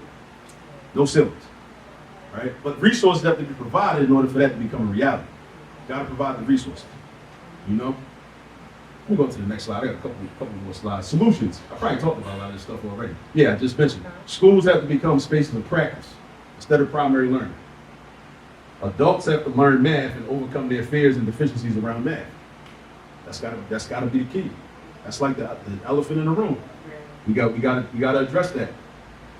Because think about the buy-in that young people will have if they're like, wow, my mom really knows this, my dad really knows this, my grandma, my grandpa, my uncle, my favorite aunt, my favorite uncle, they really know this. And think about the confidence the child will have, because in a lot of cases, child goes to school, sits in math class, teacher tries to teach something, they sit in class, they don't get it. That's it. They're just not gonna get it. But imagine, every child is like, all right, it's cool, I don't really get it. Wait till I go home though. My mom can help me. My dad can help me. I know it's fictional, but it reminds me of the movie Akil and the Bee. Okay. And she said, hey, I got 1,000 teachers. Talking about her neighborhood. Postman was helping her. Yeah. The barbershop folks were helping her. The guys in the hood, were helping her. So it goes back to that concept of, community. Yeah. I remember teaching at Overbrook High School, West Philadelphia. I didn't know Catherine Pugh was an alumni of Overbrook High School. Just like Will Chamberlain, Will Smith, and all that. They're probably more famous alumni.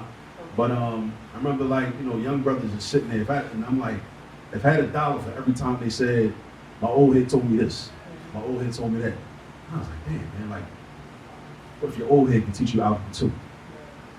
You already listened to him, but your old head probably don't know algebra too. So that's another key, teaching the elders, teaching the adults, So again, that's why I want resources, I want to provide resources where adults can learn and feel comfortable learning, Parents, relatives, yeah, we just mentioned this. Parents, relatives, and community members become the primary educators, even of the math.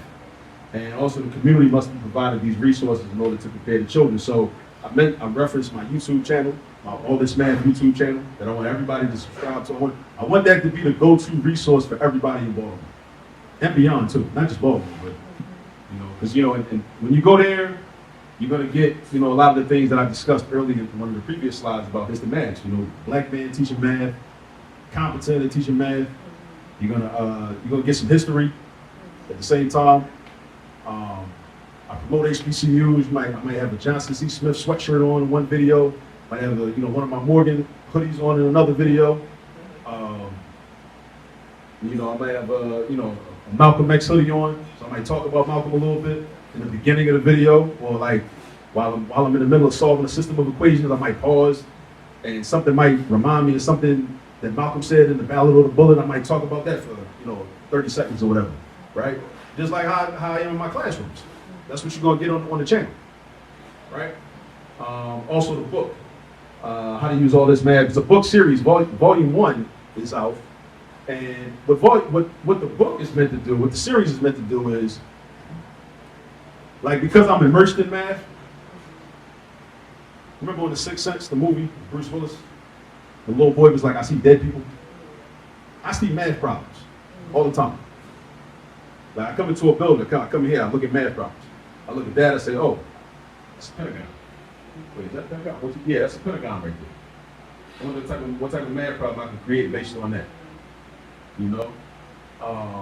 So what I'm doing is, with the book, is I'm showing parents and community members, anybody, teachable moments, where they can teach their children arithmetic, algebra, geometry, that they might not recognize because they're not immersed in math, which is fine, right? Just like somebody that's a chef might walk into a kitchen and like recognize things that I'm not gonna recognize because I'm not a chef, right? Well, I'm trying to show you. And also, here's another thing. Think about how we respond when we meet a child whose parent is a math educator. What type of assumptions do we make? We immediately assume you must be great at math. I got 3 children. They are pretty good at math, right? But again, with the Western ideology, it would be cool for me to just be like, well, yeah, I got 3 kids that are great at math. My kids got theirs, you got to get yours. But from an African-centered worldview perspective, it's like, my 3 children being great at math is not beneficial if they're part of a community that's weak at math. So a lot of the things that I feature and talk about in my book and in the book series are actually have been battle tested. These are things that I've used, methods that I've used to teach my own children math, to help get them ready for math class. Mm-hmm. So I'm sharing it with the community, because I want everybody in our community for everybody's children in our community to be prepared for math class just as much as my children are. I'm really leveling the playing field, right? Giving out the game, right? With different things such as this bottle. So it's subtle things, right, that we can all do. This bottle of water is 500 milliliters, and it's also 1.05 pints. From that information right there, we can do unit conversion problems. Your children will see unit conversion problems definitely in chemistry class in 10th grade. They don't gotta wait that long. They don't gotta wait till they're 16 years old in 10th grade to do that. They might see it in 7th grade, depending on what school district they're part of. You can ask your child a question like, well, if 500 milliliters is equal to 1.05 pints, how many pints is 700 milliliters? I got a chapter in my book that goes over this. But imagine, like, again, math training is like sports training. You gotta get your reps in. Imagine if every time your child comes into the kitchen to get a bottle of water, if you're one of the families that like goes to Sam's Club or whatever and stocks up on like, blocks of water bottles, and your children get water bottles every day, imagine every time they did that, you ask them a question like that. They're gonna learn that skill. They're gonna practice it the same way they practice playing video games. They're gonna be practicing their algebra skills on a regular and daily basis, right? And they didn't have to wait till they got to school to do that. So when they do go to school, and the teacher's like, okay, objective students will be able to, and then they convert in units.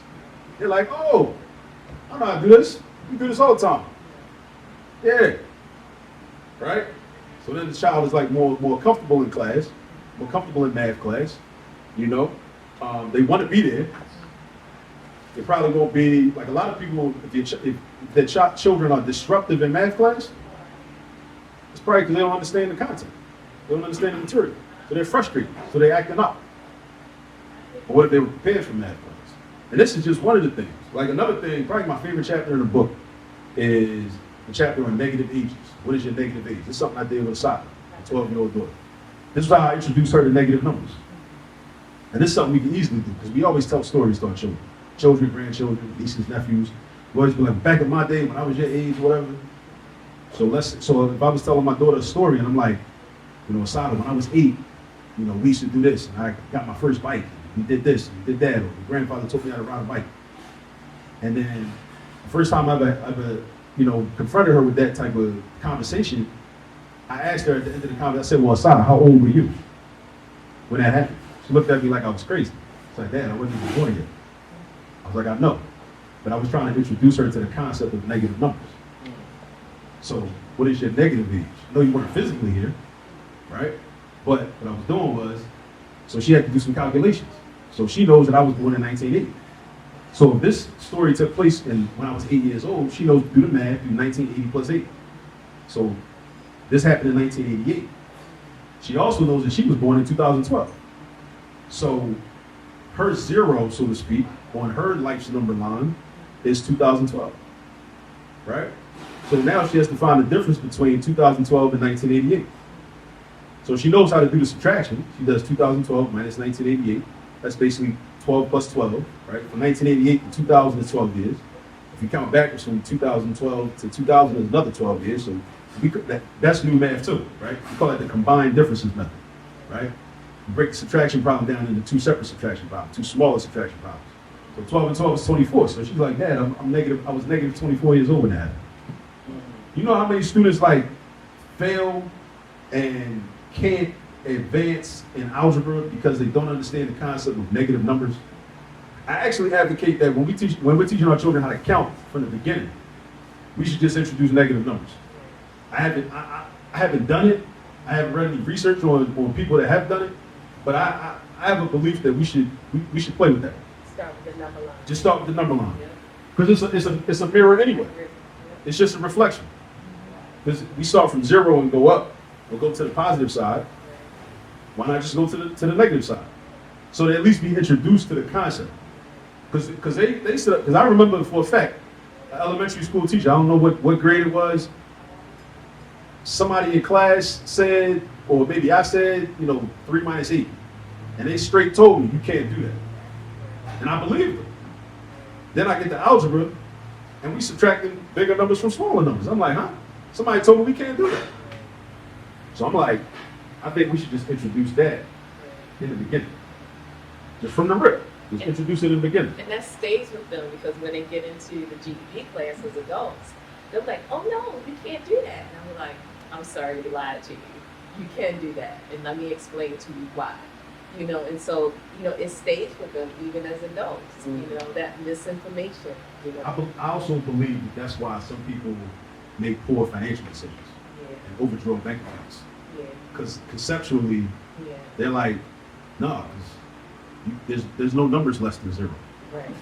So if I got, it's almost like, well, if I got $200 in my account and I spend $400, that's not a big deal. They're just gonna take the 200 and we cool. No, we're not cool. You negative 200. Now you in the hole, right? I think maybe some people, maybe not everybody, but I think there may be some people out there because conceptually they don't understand the concept of negative numbers. I can see that playing a part.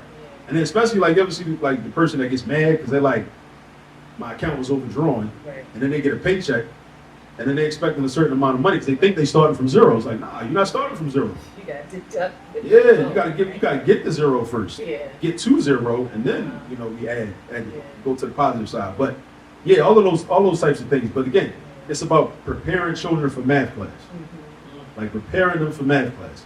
And even that I think is a paradigmatic shift because for a lot of us,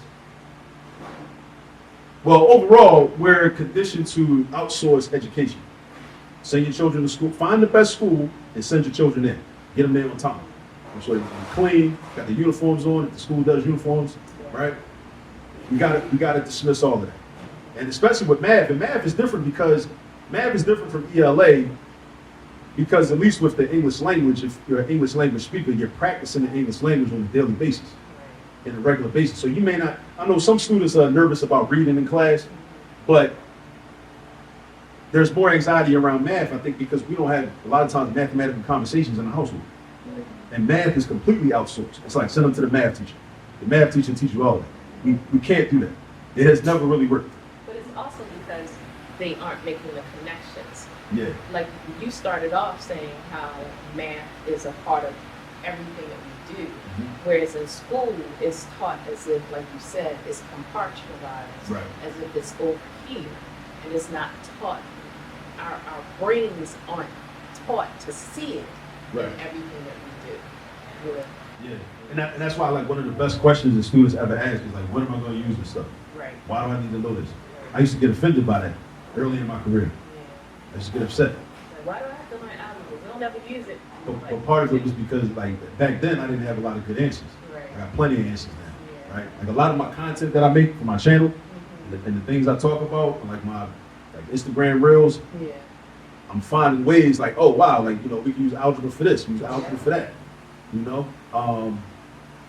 Especially when people say stuff like, I'm never going to use y equals mx plus b. They use it, but they don't know they use it, right? Anytime you calculate a paycheck, that's y equals mx plus b. Anytime. When we talk, so there's quotes in here that Bobby Wright refers to. When we talk about independence, right, in terms of, you know, political science, that's y equals mx plus b. The x variable is the independent variable. The y variable is the dependent variable. We want to be the x variable that is independent. But we end up being oftentimes manipulated into being the dependent variable. So we got to depend and wait for what the white people are going to do, and then try to, you know, we have to reposition ourselves. But so when people say, I'm never going to use this, I believe them. I'm like, yeah, you're probably not. And because you're not, what I realize is that it's not about the fact that you're not going to take out a piece of paper as an adult and write down y equals mx plus b and like graph an equation or whatnot. You never learn the conceptual reality of y equals mx plus b and linear relationships. So when you think about your community, if you're a black person, you're not thinking about it in terms of like even the concept of being independent versus being dependent. Because the math puts it on display. But also, like, you have to have a teacher that may, you know, say that explicitly just to open you up to it. Like early in my career, I didn't even understand it. I understand it now, and that's like how I speak when I'm like going over problems, or I'm teaching a class, or I'm tutoring, or I'm like, you know, doing a YouTube video, because I want to make those connections. Because I want us to think about, like, this is deeper than math. It's like that Rick Ross album, Deeper Than Rap. Like, this is deeper than just these math problems. You know, interesting enough, me teaching PhD students, and some would say statistics is not purely math, but it's some math in it. I don't really understand why, like, that's not so much more intriguing to people when you talk about statistics and populations and standard deviations and all these different things. Like, it's like, that is like the most realistic math in my, from, you know, I'm not talking the rest of the math, but as far as the social sciences, statistics just tells you so much, Right. And it helps you form a way of thinking and looking at things and probabilities and all these types of things, and it's so fun.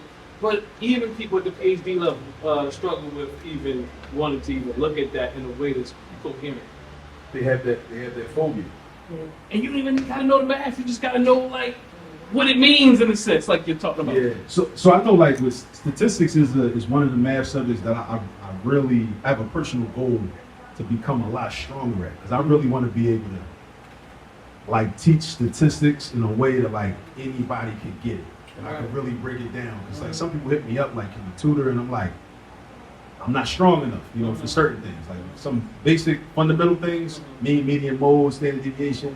Right. But the issue with statistics for me is, it's the story aspect. It's like knowing when to apply the formula. The formulas are just algebra, right? They're not too difficult, nothing too crazy. Right. But you got to know when to apply it.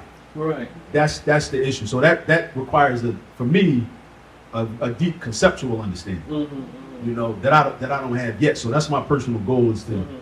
is to gain that conceptual understanding of statistics, because when you have that, it's like you can understand. Well, for one, you can understand how people lie all the time. Like even in the media, media lies to us all the time. Like you know, we think about confidence intervals, and when people say stuff like, you know, these people don't do this and these people don't do that, and I'm like, what's your sample size?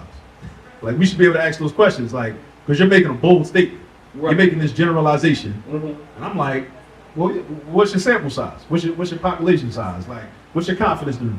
Mm-hmm. Like, these are the types of questions that we should be able to ask. Right. You know, especially when people say stuff like, well, black people don't do this and black people don't do that. Like, which black people you talking about? Absolutely. You know? But we have a strong understanding of statistics, Mhm. we should be able to, and that's what statistics is for. And that is what's frustrating even. Sometimes when we have conversations and we don't have that understanding of statistics, so we are speaking in generalities or without even understanding that, no, not even generalities in a sense, they just unfounded in a sense. And not really looking at how realistic is what you're saying even. Is Right. it even realistic? Like someone presented here, they said 80% of the students at a certain school were in history majors. I'm like, okay, now most people they was like, yeah, that's right. We got too many history majors, and I'm saying, well, now if even you know the basics of statistics, you know that's an error then, you know, not error, but that's 8 out of 10. yeah, that's just like, and how many? In fact, how many people you even know in schools that black people, you know, like generally, I'm saying, like if you really think about it, because this argument about us going to these liberal arts or humanities and history being one of the major pieces, like, well, when you really think about it, how many people really want to study history even? Are they lumping political science in with history? What they do is, with that lack of foundation, what they do is they start to lump and conflate and put everything together, Yeah. you know, and then they start to say, well, this is really, so yeah. Yeah, that's problematic. So all the liberal arts. All of it. Like then they're like, oh, this is engineering. But when you really look at it, you think about, hold up, history is way down. Even education is way down there. And even look, I'm looking at the very chart that the person is showing, and it wasn't even right. So I'm like, wow. But, and I'll just be honest, like, I think that even as you were speaking about this whole idea of like,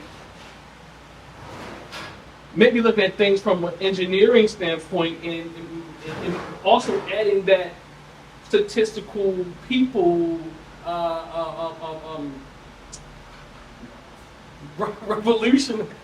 liberational framework to it as well, because I think that, again, you can have all these numbers and it just be about getting a paycheck, but it's different when you look at it, how it impacts and affects people's lives. Yeah, there's a story behind it. Yeah. That's what's that.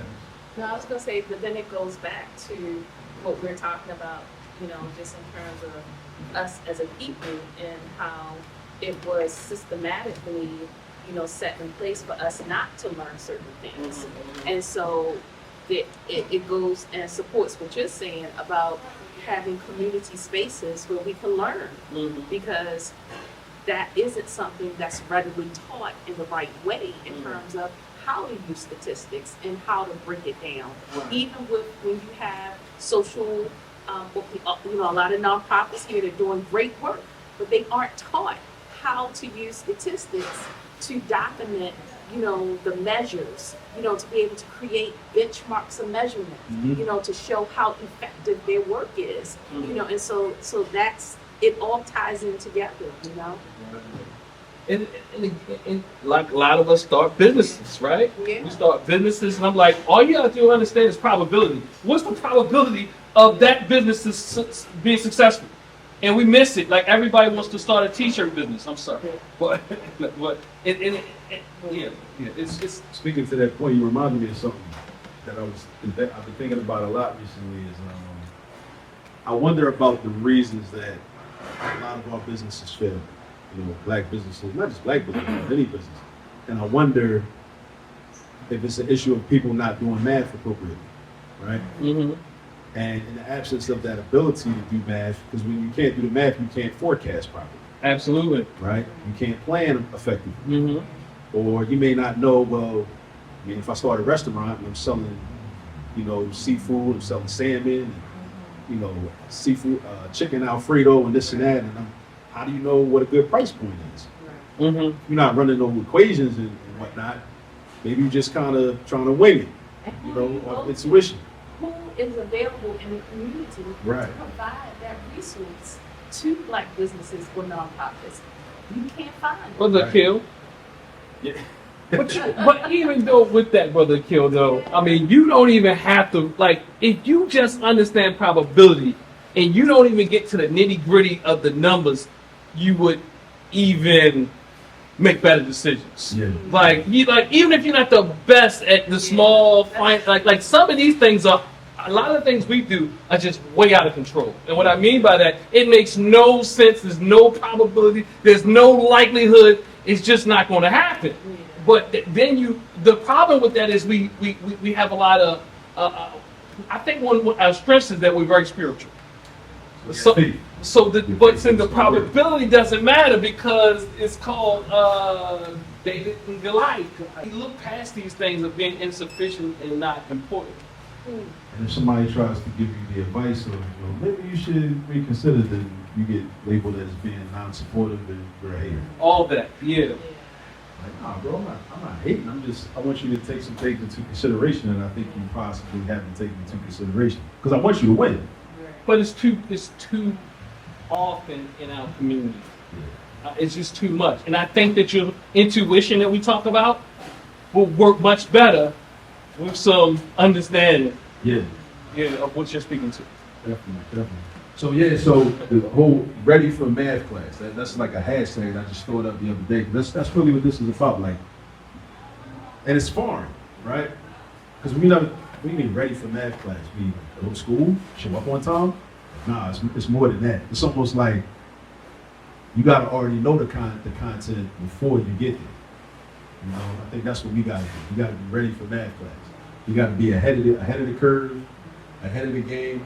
And we also don't have to allow the schools to dictate what mathematical content our children should understand at a certain age.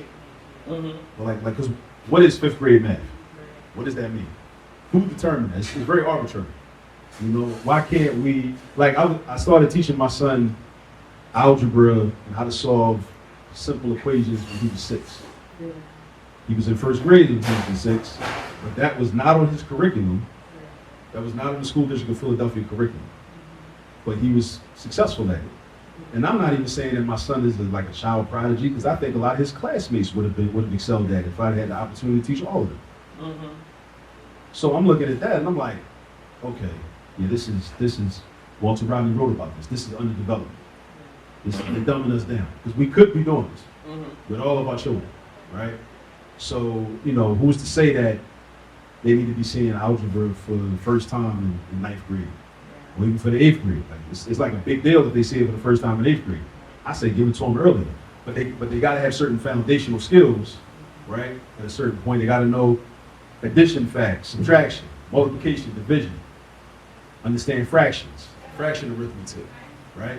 And then let's get into the algebra, because like a lot of the algebra is just a lot of rules. When you teach algebra, and I'm sure you can attest to this, when you find students that are struggling, it's not the algebra, it's the arithmetic. It's a weak foundation. They have a weak foundation in arithmetic, and I think this is one of the things that Common Core, if taught effectively and properly, can serve to do, is to provide a strong foundation in arithmetic and just number sense. Just understanding how numbers relate to each other, and then you start to see children can start to make their own shortcuts. You start to figure stuff out, and then they want to be so much, enthralled by algorithms, There's a few more slides. So this is like the Bobby Wright portion. This, of course, is a picture of the late brother Bobby Wright, lived from March 1st, 1934 to April 6th, 1982. That would be a math problem. So if I showed this to a young girl, I'd be like, how old was he when he made transition? Just little stuff like that. Quick little stuff like that. 1982 minus 1934. Like, how old was the brother? You know. Then once you find out how many years old he was, then I would say, how many months did he live? Now we getting into some stuff. We're doing more unit conversions. Every year is 12 months. So we figure out how many months did he live. It's kind of how we do with newborn babies. Babies are like 8 months, or 12 months, or 13 months, or 14 months. We can do that with somebody that's like 60, somebody that's like 70. Then we can go further. We can say, well, how many weeks did he live? It's 52 weeks in a year. How many days did he live? It's 365 days in a year. So again, just that practice, and them just, children being able to see, like, just, wow, okay, yeah, I can like manipulate numbers. Just giving them that practice. How many hours did he live? How many minutes did he live? How many seconds? All right. All these types of things. Once you get to the seconds and the minutes, the calculator is probably going to give you something in scientific notation, so that we can talk about scientific notation. We can introduce that. But all that just from that right there. Something basic that we might not have thought of. So this quote, there's only one fight left, just one, and that's the fight for the black mind, and we're losing. We are losing. The greatest pathology in the world, the greatest sickness in the world is for people to believe in something just because they wish for it to be so. And that's what most of us are. Yeah. That's what we're talking about. A little background on Bobby Wright.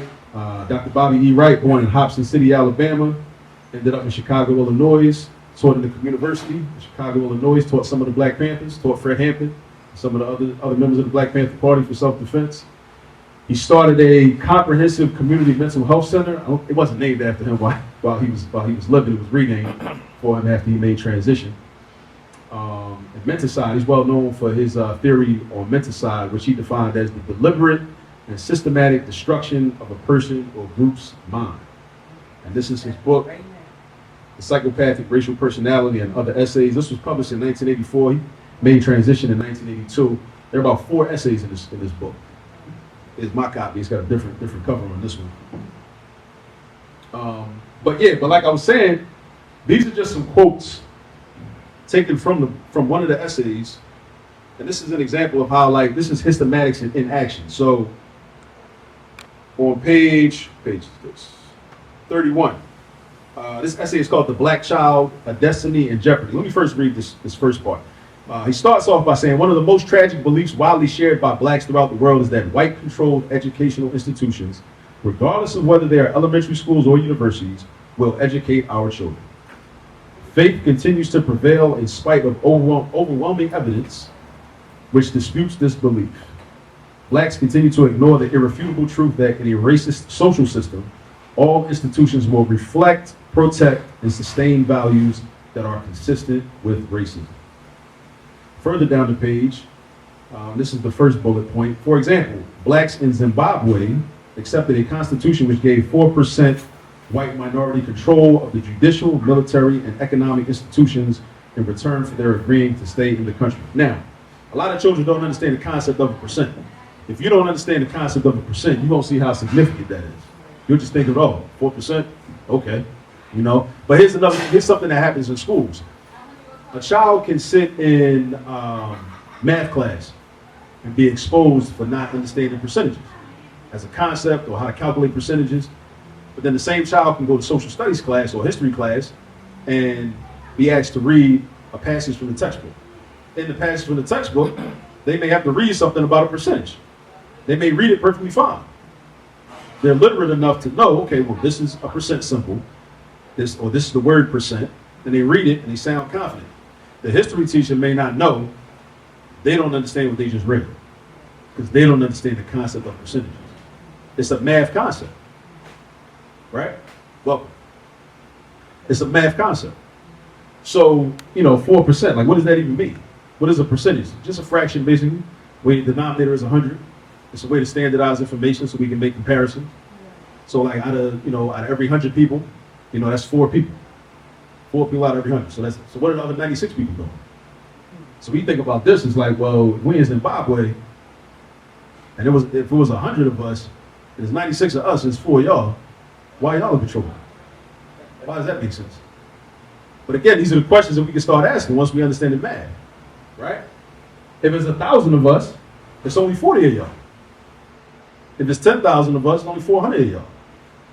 100,000 is 4,000 of y'all. 1,000,000 is 40,000. Either way, it's way more of us. Any way you slice it.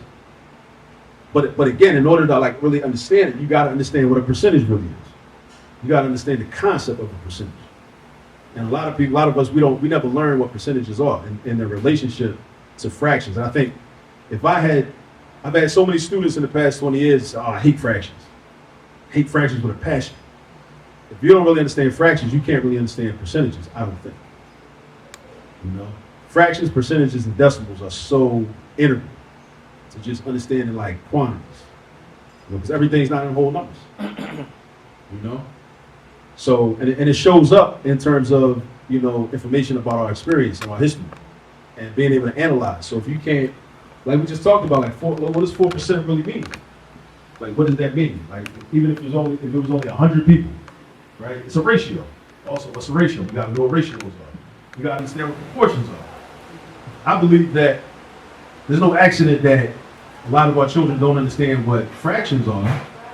Again, for every problem we have, somebody benefits from the problem, right? If I don't understand fractions, I can't understand ratios. And if I don't understand ratios, I can't understand proportions.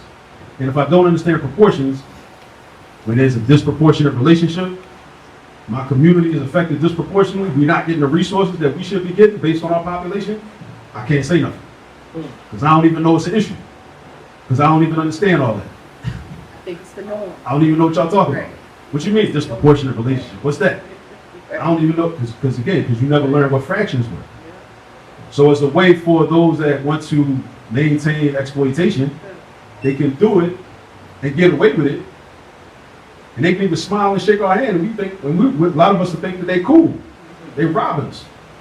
All because we didn't understand what fractions were. It's like, it's connected, it's interconnected. You know? So we go from fractions to proportion, to ratios, to proportions, all that. So when something's disproportionate, like what does that mean? I don't know. Whenever I see the word system, so basically what I did, you see the words I have highlighted for the different bullet points. These are all math concepts. Like the second bullet, it deals with, it says that he discounts, and this is actually a quote from Neely Fuller. Well, it's a quote from Neely Fuller that was in the ISIS papers from the late Francis Cress Welsing. Neely Fuller and Francis Cress Welsing worked closely together. So Bobby Wright quotes the ISIS papers, in which, in that quote, she's quoting Neely Fuller, and when she's describing some of his analysis, he discounts as invalid theories which state that the evolution of economic systems has necessitated or produced the state of affairs, right? So whenever I think of systems, I think of solving systems of equations. That's something that's like integral to Algebra 1. You know, we have like two equations, right, stacked on top of each other, and two variables in each one, and we want to find the solution, the values of those variables that cause the system to work, right? So whenever I see systems, I'm always thinking systems of equations, right? Solving systems of equations. That would be like we could be reading this book, and then we segue to okay, let's solve these systems now, right? So that everything is connected. And the next bullet, following this line of thinking, the vital functions of a body of African human science is to develop this science of collective belonging through a reinforcement of culture. So the word collective makes me think of collecting like terms in Algebra 1. Like if I got 3x plus 2x plus minus 9x, you collect them together. They're the same term, you got the same variable with the same exponent, right? Actually, this is something I'm working with my daughter on aside this summer for her summer math package. She's going to the 7th grade, so we're collecting like terms, you know. And then the next quote, this can be done by developing the linguistic factors by reestablishing. This is a much longer quote, but I cut it off. But factors, right? You can factor numbers, you know, like the number 8 has factors, you know, 4 and 2 and 8 and 1. Break numbers down, right? When you get into algebra, you see algebraic, you know, equate expressions, right? You break them down into linear expressions, right? And oftentimes what that does, what the algebra shows us, is that a lot of times there are many contributing factors. So if you think of an expression as like a problem, right? Because this is one thing some people do. Some people, they're very kind of limited in their scope of thinking. So if you offer a contributing factor to a problem, they're assuming that you're saying that's the only factor, that's the only issue. Like you talk about, issues with the youth, and somebody mentions commercial rap music. Some people, when they hear that, they think, oh, you're trying to attack the rappers. You acting like it's just that. Like, no, I never said that. There are many contributing factors to problems. I definitely believe that's one factor. That may not be the only factor, but when we're in algebra class and you have a quadratic expression and what could be a cubic expression, break it down into 3 separate parts, right? You might have 4x times x plus quantity x plus 2 times quantity x minus 1. That's 3 factors. So we can think of it as like taking a problem, breaking it down into its contributing factors that caused that problem in the first place. So we can see it mathematically or algebraically, right? I did a video on my channel recently about this where I ad-libbed and I talked about that concept. So I think I got into like a debate with somebody on Facebook about that, so it was fresh on my mind. So I was like, yes, even the math shows like there are many contributing factors to problems, right? Doesn't mean that just because you name one of the factors that's the only contributing factor, right? And then the next bullet, their values and purposes must be consistent with the ideals that are contained in the social theory. So consistent, I mentioned systems of equations earlier. There's a type of, some systems are consistent, meaning they have a solution. They have at least one solution. You can have a consistent, independent solution, which means there's one solution, right? There's one point where the two lines of each equation is represented by a line. Where they meet, there's one point. But then you can have a consistent dependent solution, which means that the lines overlap. So every solution for one equation is also a solution for the other. They overlap each other, right? And then one of the most valid methods of evaluating the condition, so that's another thing we do in Algebra 1, which is, well, not just in Algebra 1, it's introduced in Algebra 1, we evaluate expressions. So you start with an expression like maybe 3x plus 5. And you say, okay, well, evaluate that when x is 2. So what do? Replace the x with a 2, and you do 3 times 2 plus 5. But let me say this, though. Children have to understand, not just children, but anybody studying algebra has to understand, like, the definition of terms. Like, what does 3x mean? What does that even mean? Just like we need to know the definition of words. Like, what does that word mean? 3x means 3 times x, or 3 times whatever x is, right? Because if a child doesn't know that, what some students will do, you tell them, well, replace the x with a 2. They'll replace the x. They'll say, oh, well, the x was next to the 3. So that means it's going to turn into a 32. It's not a 32. That shows you don't know the definition of 3x. 3x means 3 times whatever x is. So if you know that, it's like, okay, well, if I replace x with a 2, that means I'm doing 3 times 2.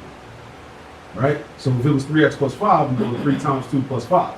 So when we evaluate like a person or, a situation, we're looking at the situation for what happened and we're assessing it. We're assessing it, we're judging it, right? Same thing we do with that algebraic expression. Last but not least, and I talked about this earlier, training is defined as teaching a group what to think rather than how to think, making them dependent rather than assisting in developing skills which could be used for independent activity. So again, that's that. People always post this online. Another day went by, I still haven't used y equals mx plus b. That's y equals mx plus b right there. X is the independent variable, y is the dependent variable. So just the mere fact of thinking about, do I want my community to be independent or dependent? And if I'm dependent on, the white power structure, which enslaved my ancestors, and still has went through these different iterations of oppression and exploitation ever since chattel slavery. Do I really want for us to be dependent on them? So that's a way conceptually to apply y equals mx plus b in a way that we might not have otherwise thought of. So this is like this is Histematics. This is taking math into it and applying it in a different context and making it more tangible, I think. You know? So these are just, and again, like, you can go through any books, you know, and I plan to go through more books and just show the connections. Either if it's with mathematical terms or terms that you find in a book that are also mathematical terms, and it gives you an opportunity to teach that mathematical term or that mathematical concept, right? And sometimes, you know, you see quantitative data like with the first bullet point, 4%, you know, or like ages, you know, opportunity to practice. You know, the Histematics framework is broken down into 5 elements. The first element is I call it numerical triggers, because sometimes I just create problems based on certain numbers. So me and Kwame, my youngest son, he's 5. We did a video for my YouTube channel, and I showed him a problem where we added two-digit numbers together, and the sum was 29. And I was intentional about doing that because May 29th is Maurice Bishop's birthday. So we got 29, so then once we get 29, I'm like, Kwame, that's Maurice Bishop's birthday, May 29th. So you can tell somebody that, and they're like, okay, so the hope is that every time you see the number 29, you think about Maurice Bishop. When you start thinking about Maurice Bishop, you start thinking about, you know, Grenada, the New Jewel movement, you know, Ronald Reagan. Ronald Reagan sent troops in there, you know, to murder them. You know, I remember I was teaching at Overbrook, and it was an ROTC guy. And I happened to be in his classroom one day. For some reason, we had, like, you know, professional development to do. And I just was asking him some questions about his background. And then he ended up telling me that he was in the Marines, and he went over to Grenada. First thing came to mind, I was like, he was one of them he might have killed Maurice Bishop. But I can only say that, I could only think that because I knew a little history. Right? So, you know, but that's why I think it's important. It's important to know the history. And that's why a lot of times the history is kept from us, because when we don't know the history, we think it's sweet.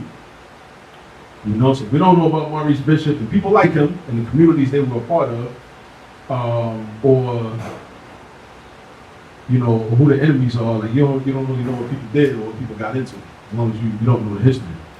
So, but we can't rely on the schools to give it to us, give it to our children. That's a losing proposition. We have to figure out ways to provide it on our own, you know, in our own communities. And schools again have to become, as I say, spaces for practice, if we go to them at all. You know, and this is a quote from Free Limo. Free Limo is the revolutionary group in Mozambique. And this was Lucia Continuum, and Sima Tashunda, and Billy Shock is something that Bobby Wright would say at the end of all his talks and at the end of his essays. This is actually Portuguese. It might be mixed with some indigenous African language, but the struggle will continue and we will conquer without a doubt. So this concludes the presentation. If there's any questions section, but yeah, if you ask a question, help you out. So yeah, I think that worked better, asking questions throughout. Yeah, good. Appreciate it. But yeah, like I say, like I wanna do more. I want to do like Histematics, like curricula. Like I want to replace the traditional math textbooks and just use what we have. You know, like intellectual warfare. That's a very powerful book over there. I would love to go through that with a fine-tooth comb and come up with 200-300 word problems. So you learn the math, and then you learn everything. Learn Carruthers analysis. You know, matter of fact, that book was very influential to me. When I was in the ASCAC study group in North Philly, we used to meet at the UNIA building in North Philly on Cecil B. Moore Avenue, and we were studying that book, and we read the chapters on where he talked about Job and what Job, you know, put out there. Job was like, he issued a call. He was like, listen, this is what we got to do. And I think that was when I found out that Job was a mathematician and a physicist. So when I found out Job was a mathematician, that changed me as a teacher, because that made me want to take teaching a lot more seriously. Because I had known Job just as a historian, and then I found he was a linguist, historian, but once I found he was a mathematician too. So from that, like learning about him, that's actually the fifth element of Histematics is black math exemplars. Whether they're people that were formally trained in mathematics or people that just excelled in mathematics, like Sundiata Acoli. Like when I found out Sundiata Acoli, who was in the car with us out of Shakur, Zahid Malik Shakur, I found out he was a math major at Prairie View A&M. So he had a strong math background. What I believe is that a lot of the brothers and sisters that become more revolutionary, they do it because, part of the reason they do it is because of their math background, because it just adds up. It makes sense. It's almost like, like Cabral. I think about Amilcar Cabral, him having an agricultural engineering background. And then coming back from Portugal, studied in Portugal, and came back to Guinea-Bissau, and then went against the grain, didn't do what the Portuguese wanted, was for him to, Amos Wilson says, be one of the examples of the black face of white power. He says, nah, like, you got to go to war. It's involved with PAIGC, and then they fight for their independence. So people like that, I often think that it's their understanding of math that just helps them to see the validity of like taking that approach. Because it just makes sense. It's like, what other choice do we have? Almost. You think about, I appreciate it, and I think that what it has me thinking, like especially that last quote as far as the independent, and then you talk about the dependent, and I think about when we talk about the scientific method and so on and so forth. When you're thinking about, the independent variable is the controlled variable, which brings about the results of the dependent variable. So it's like, so the independent people control,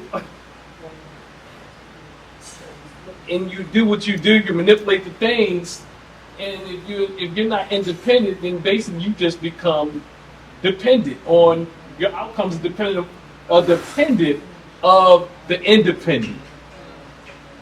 So you got me really thinking,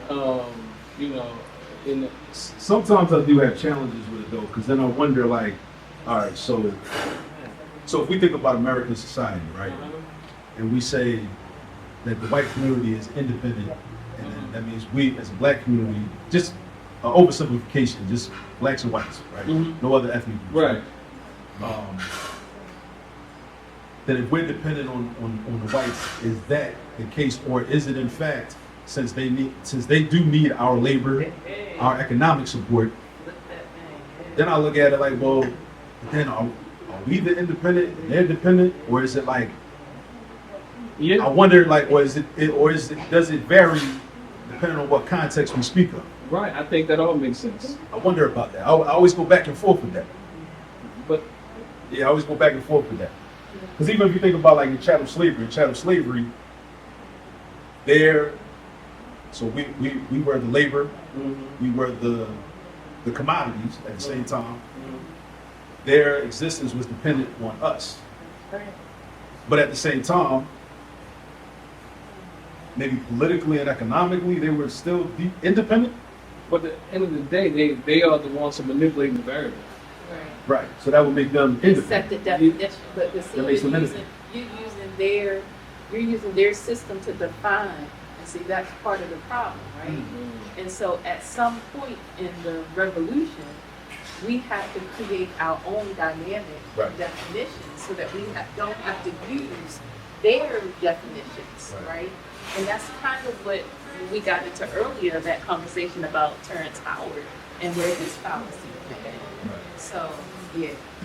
So the outcomes is the dependent variable. Yeah. So the independent would be, we're going to manipulate this control and do whatever we do with it. Yeah. Not that you even depend on me, but the outcomes depend on what I do with this as an independent agent. Absolutely. Black and I'm proud, you're gonna get your mind back. When you claim you're proud, you're gonna get your mind back. Black and I'm proud, black and I'm proud, black and I'm proud. Claim you're African, black and I'm proud. I'm telling you, when you claim you're African, you're gonna get your mind back. Black and I'm proud. Claim you're African, black and I'm proud. I'm telling you, when you claim you're African, you're gonna get your mind back. Black and I'm proud. Claim you're African, black and I'm proud. I'm telling you, become a part of it. Embrace it. Become a part of it. Embrace it. Become a part of it. Embrace it. Become a part of it.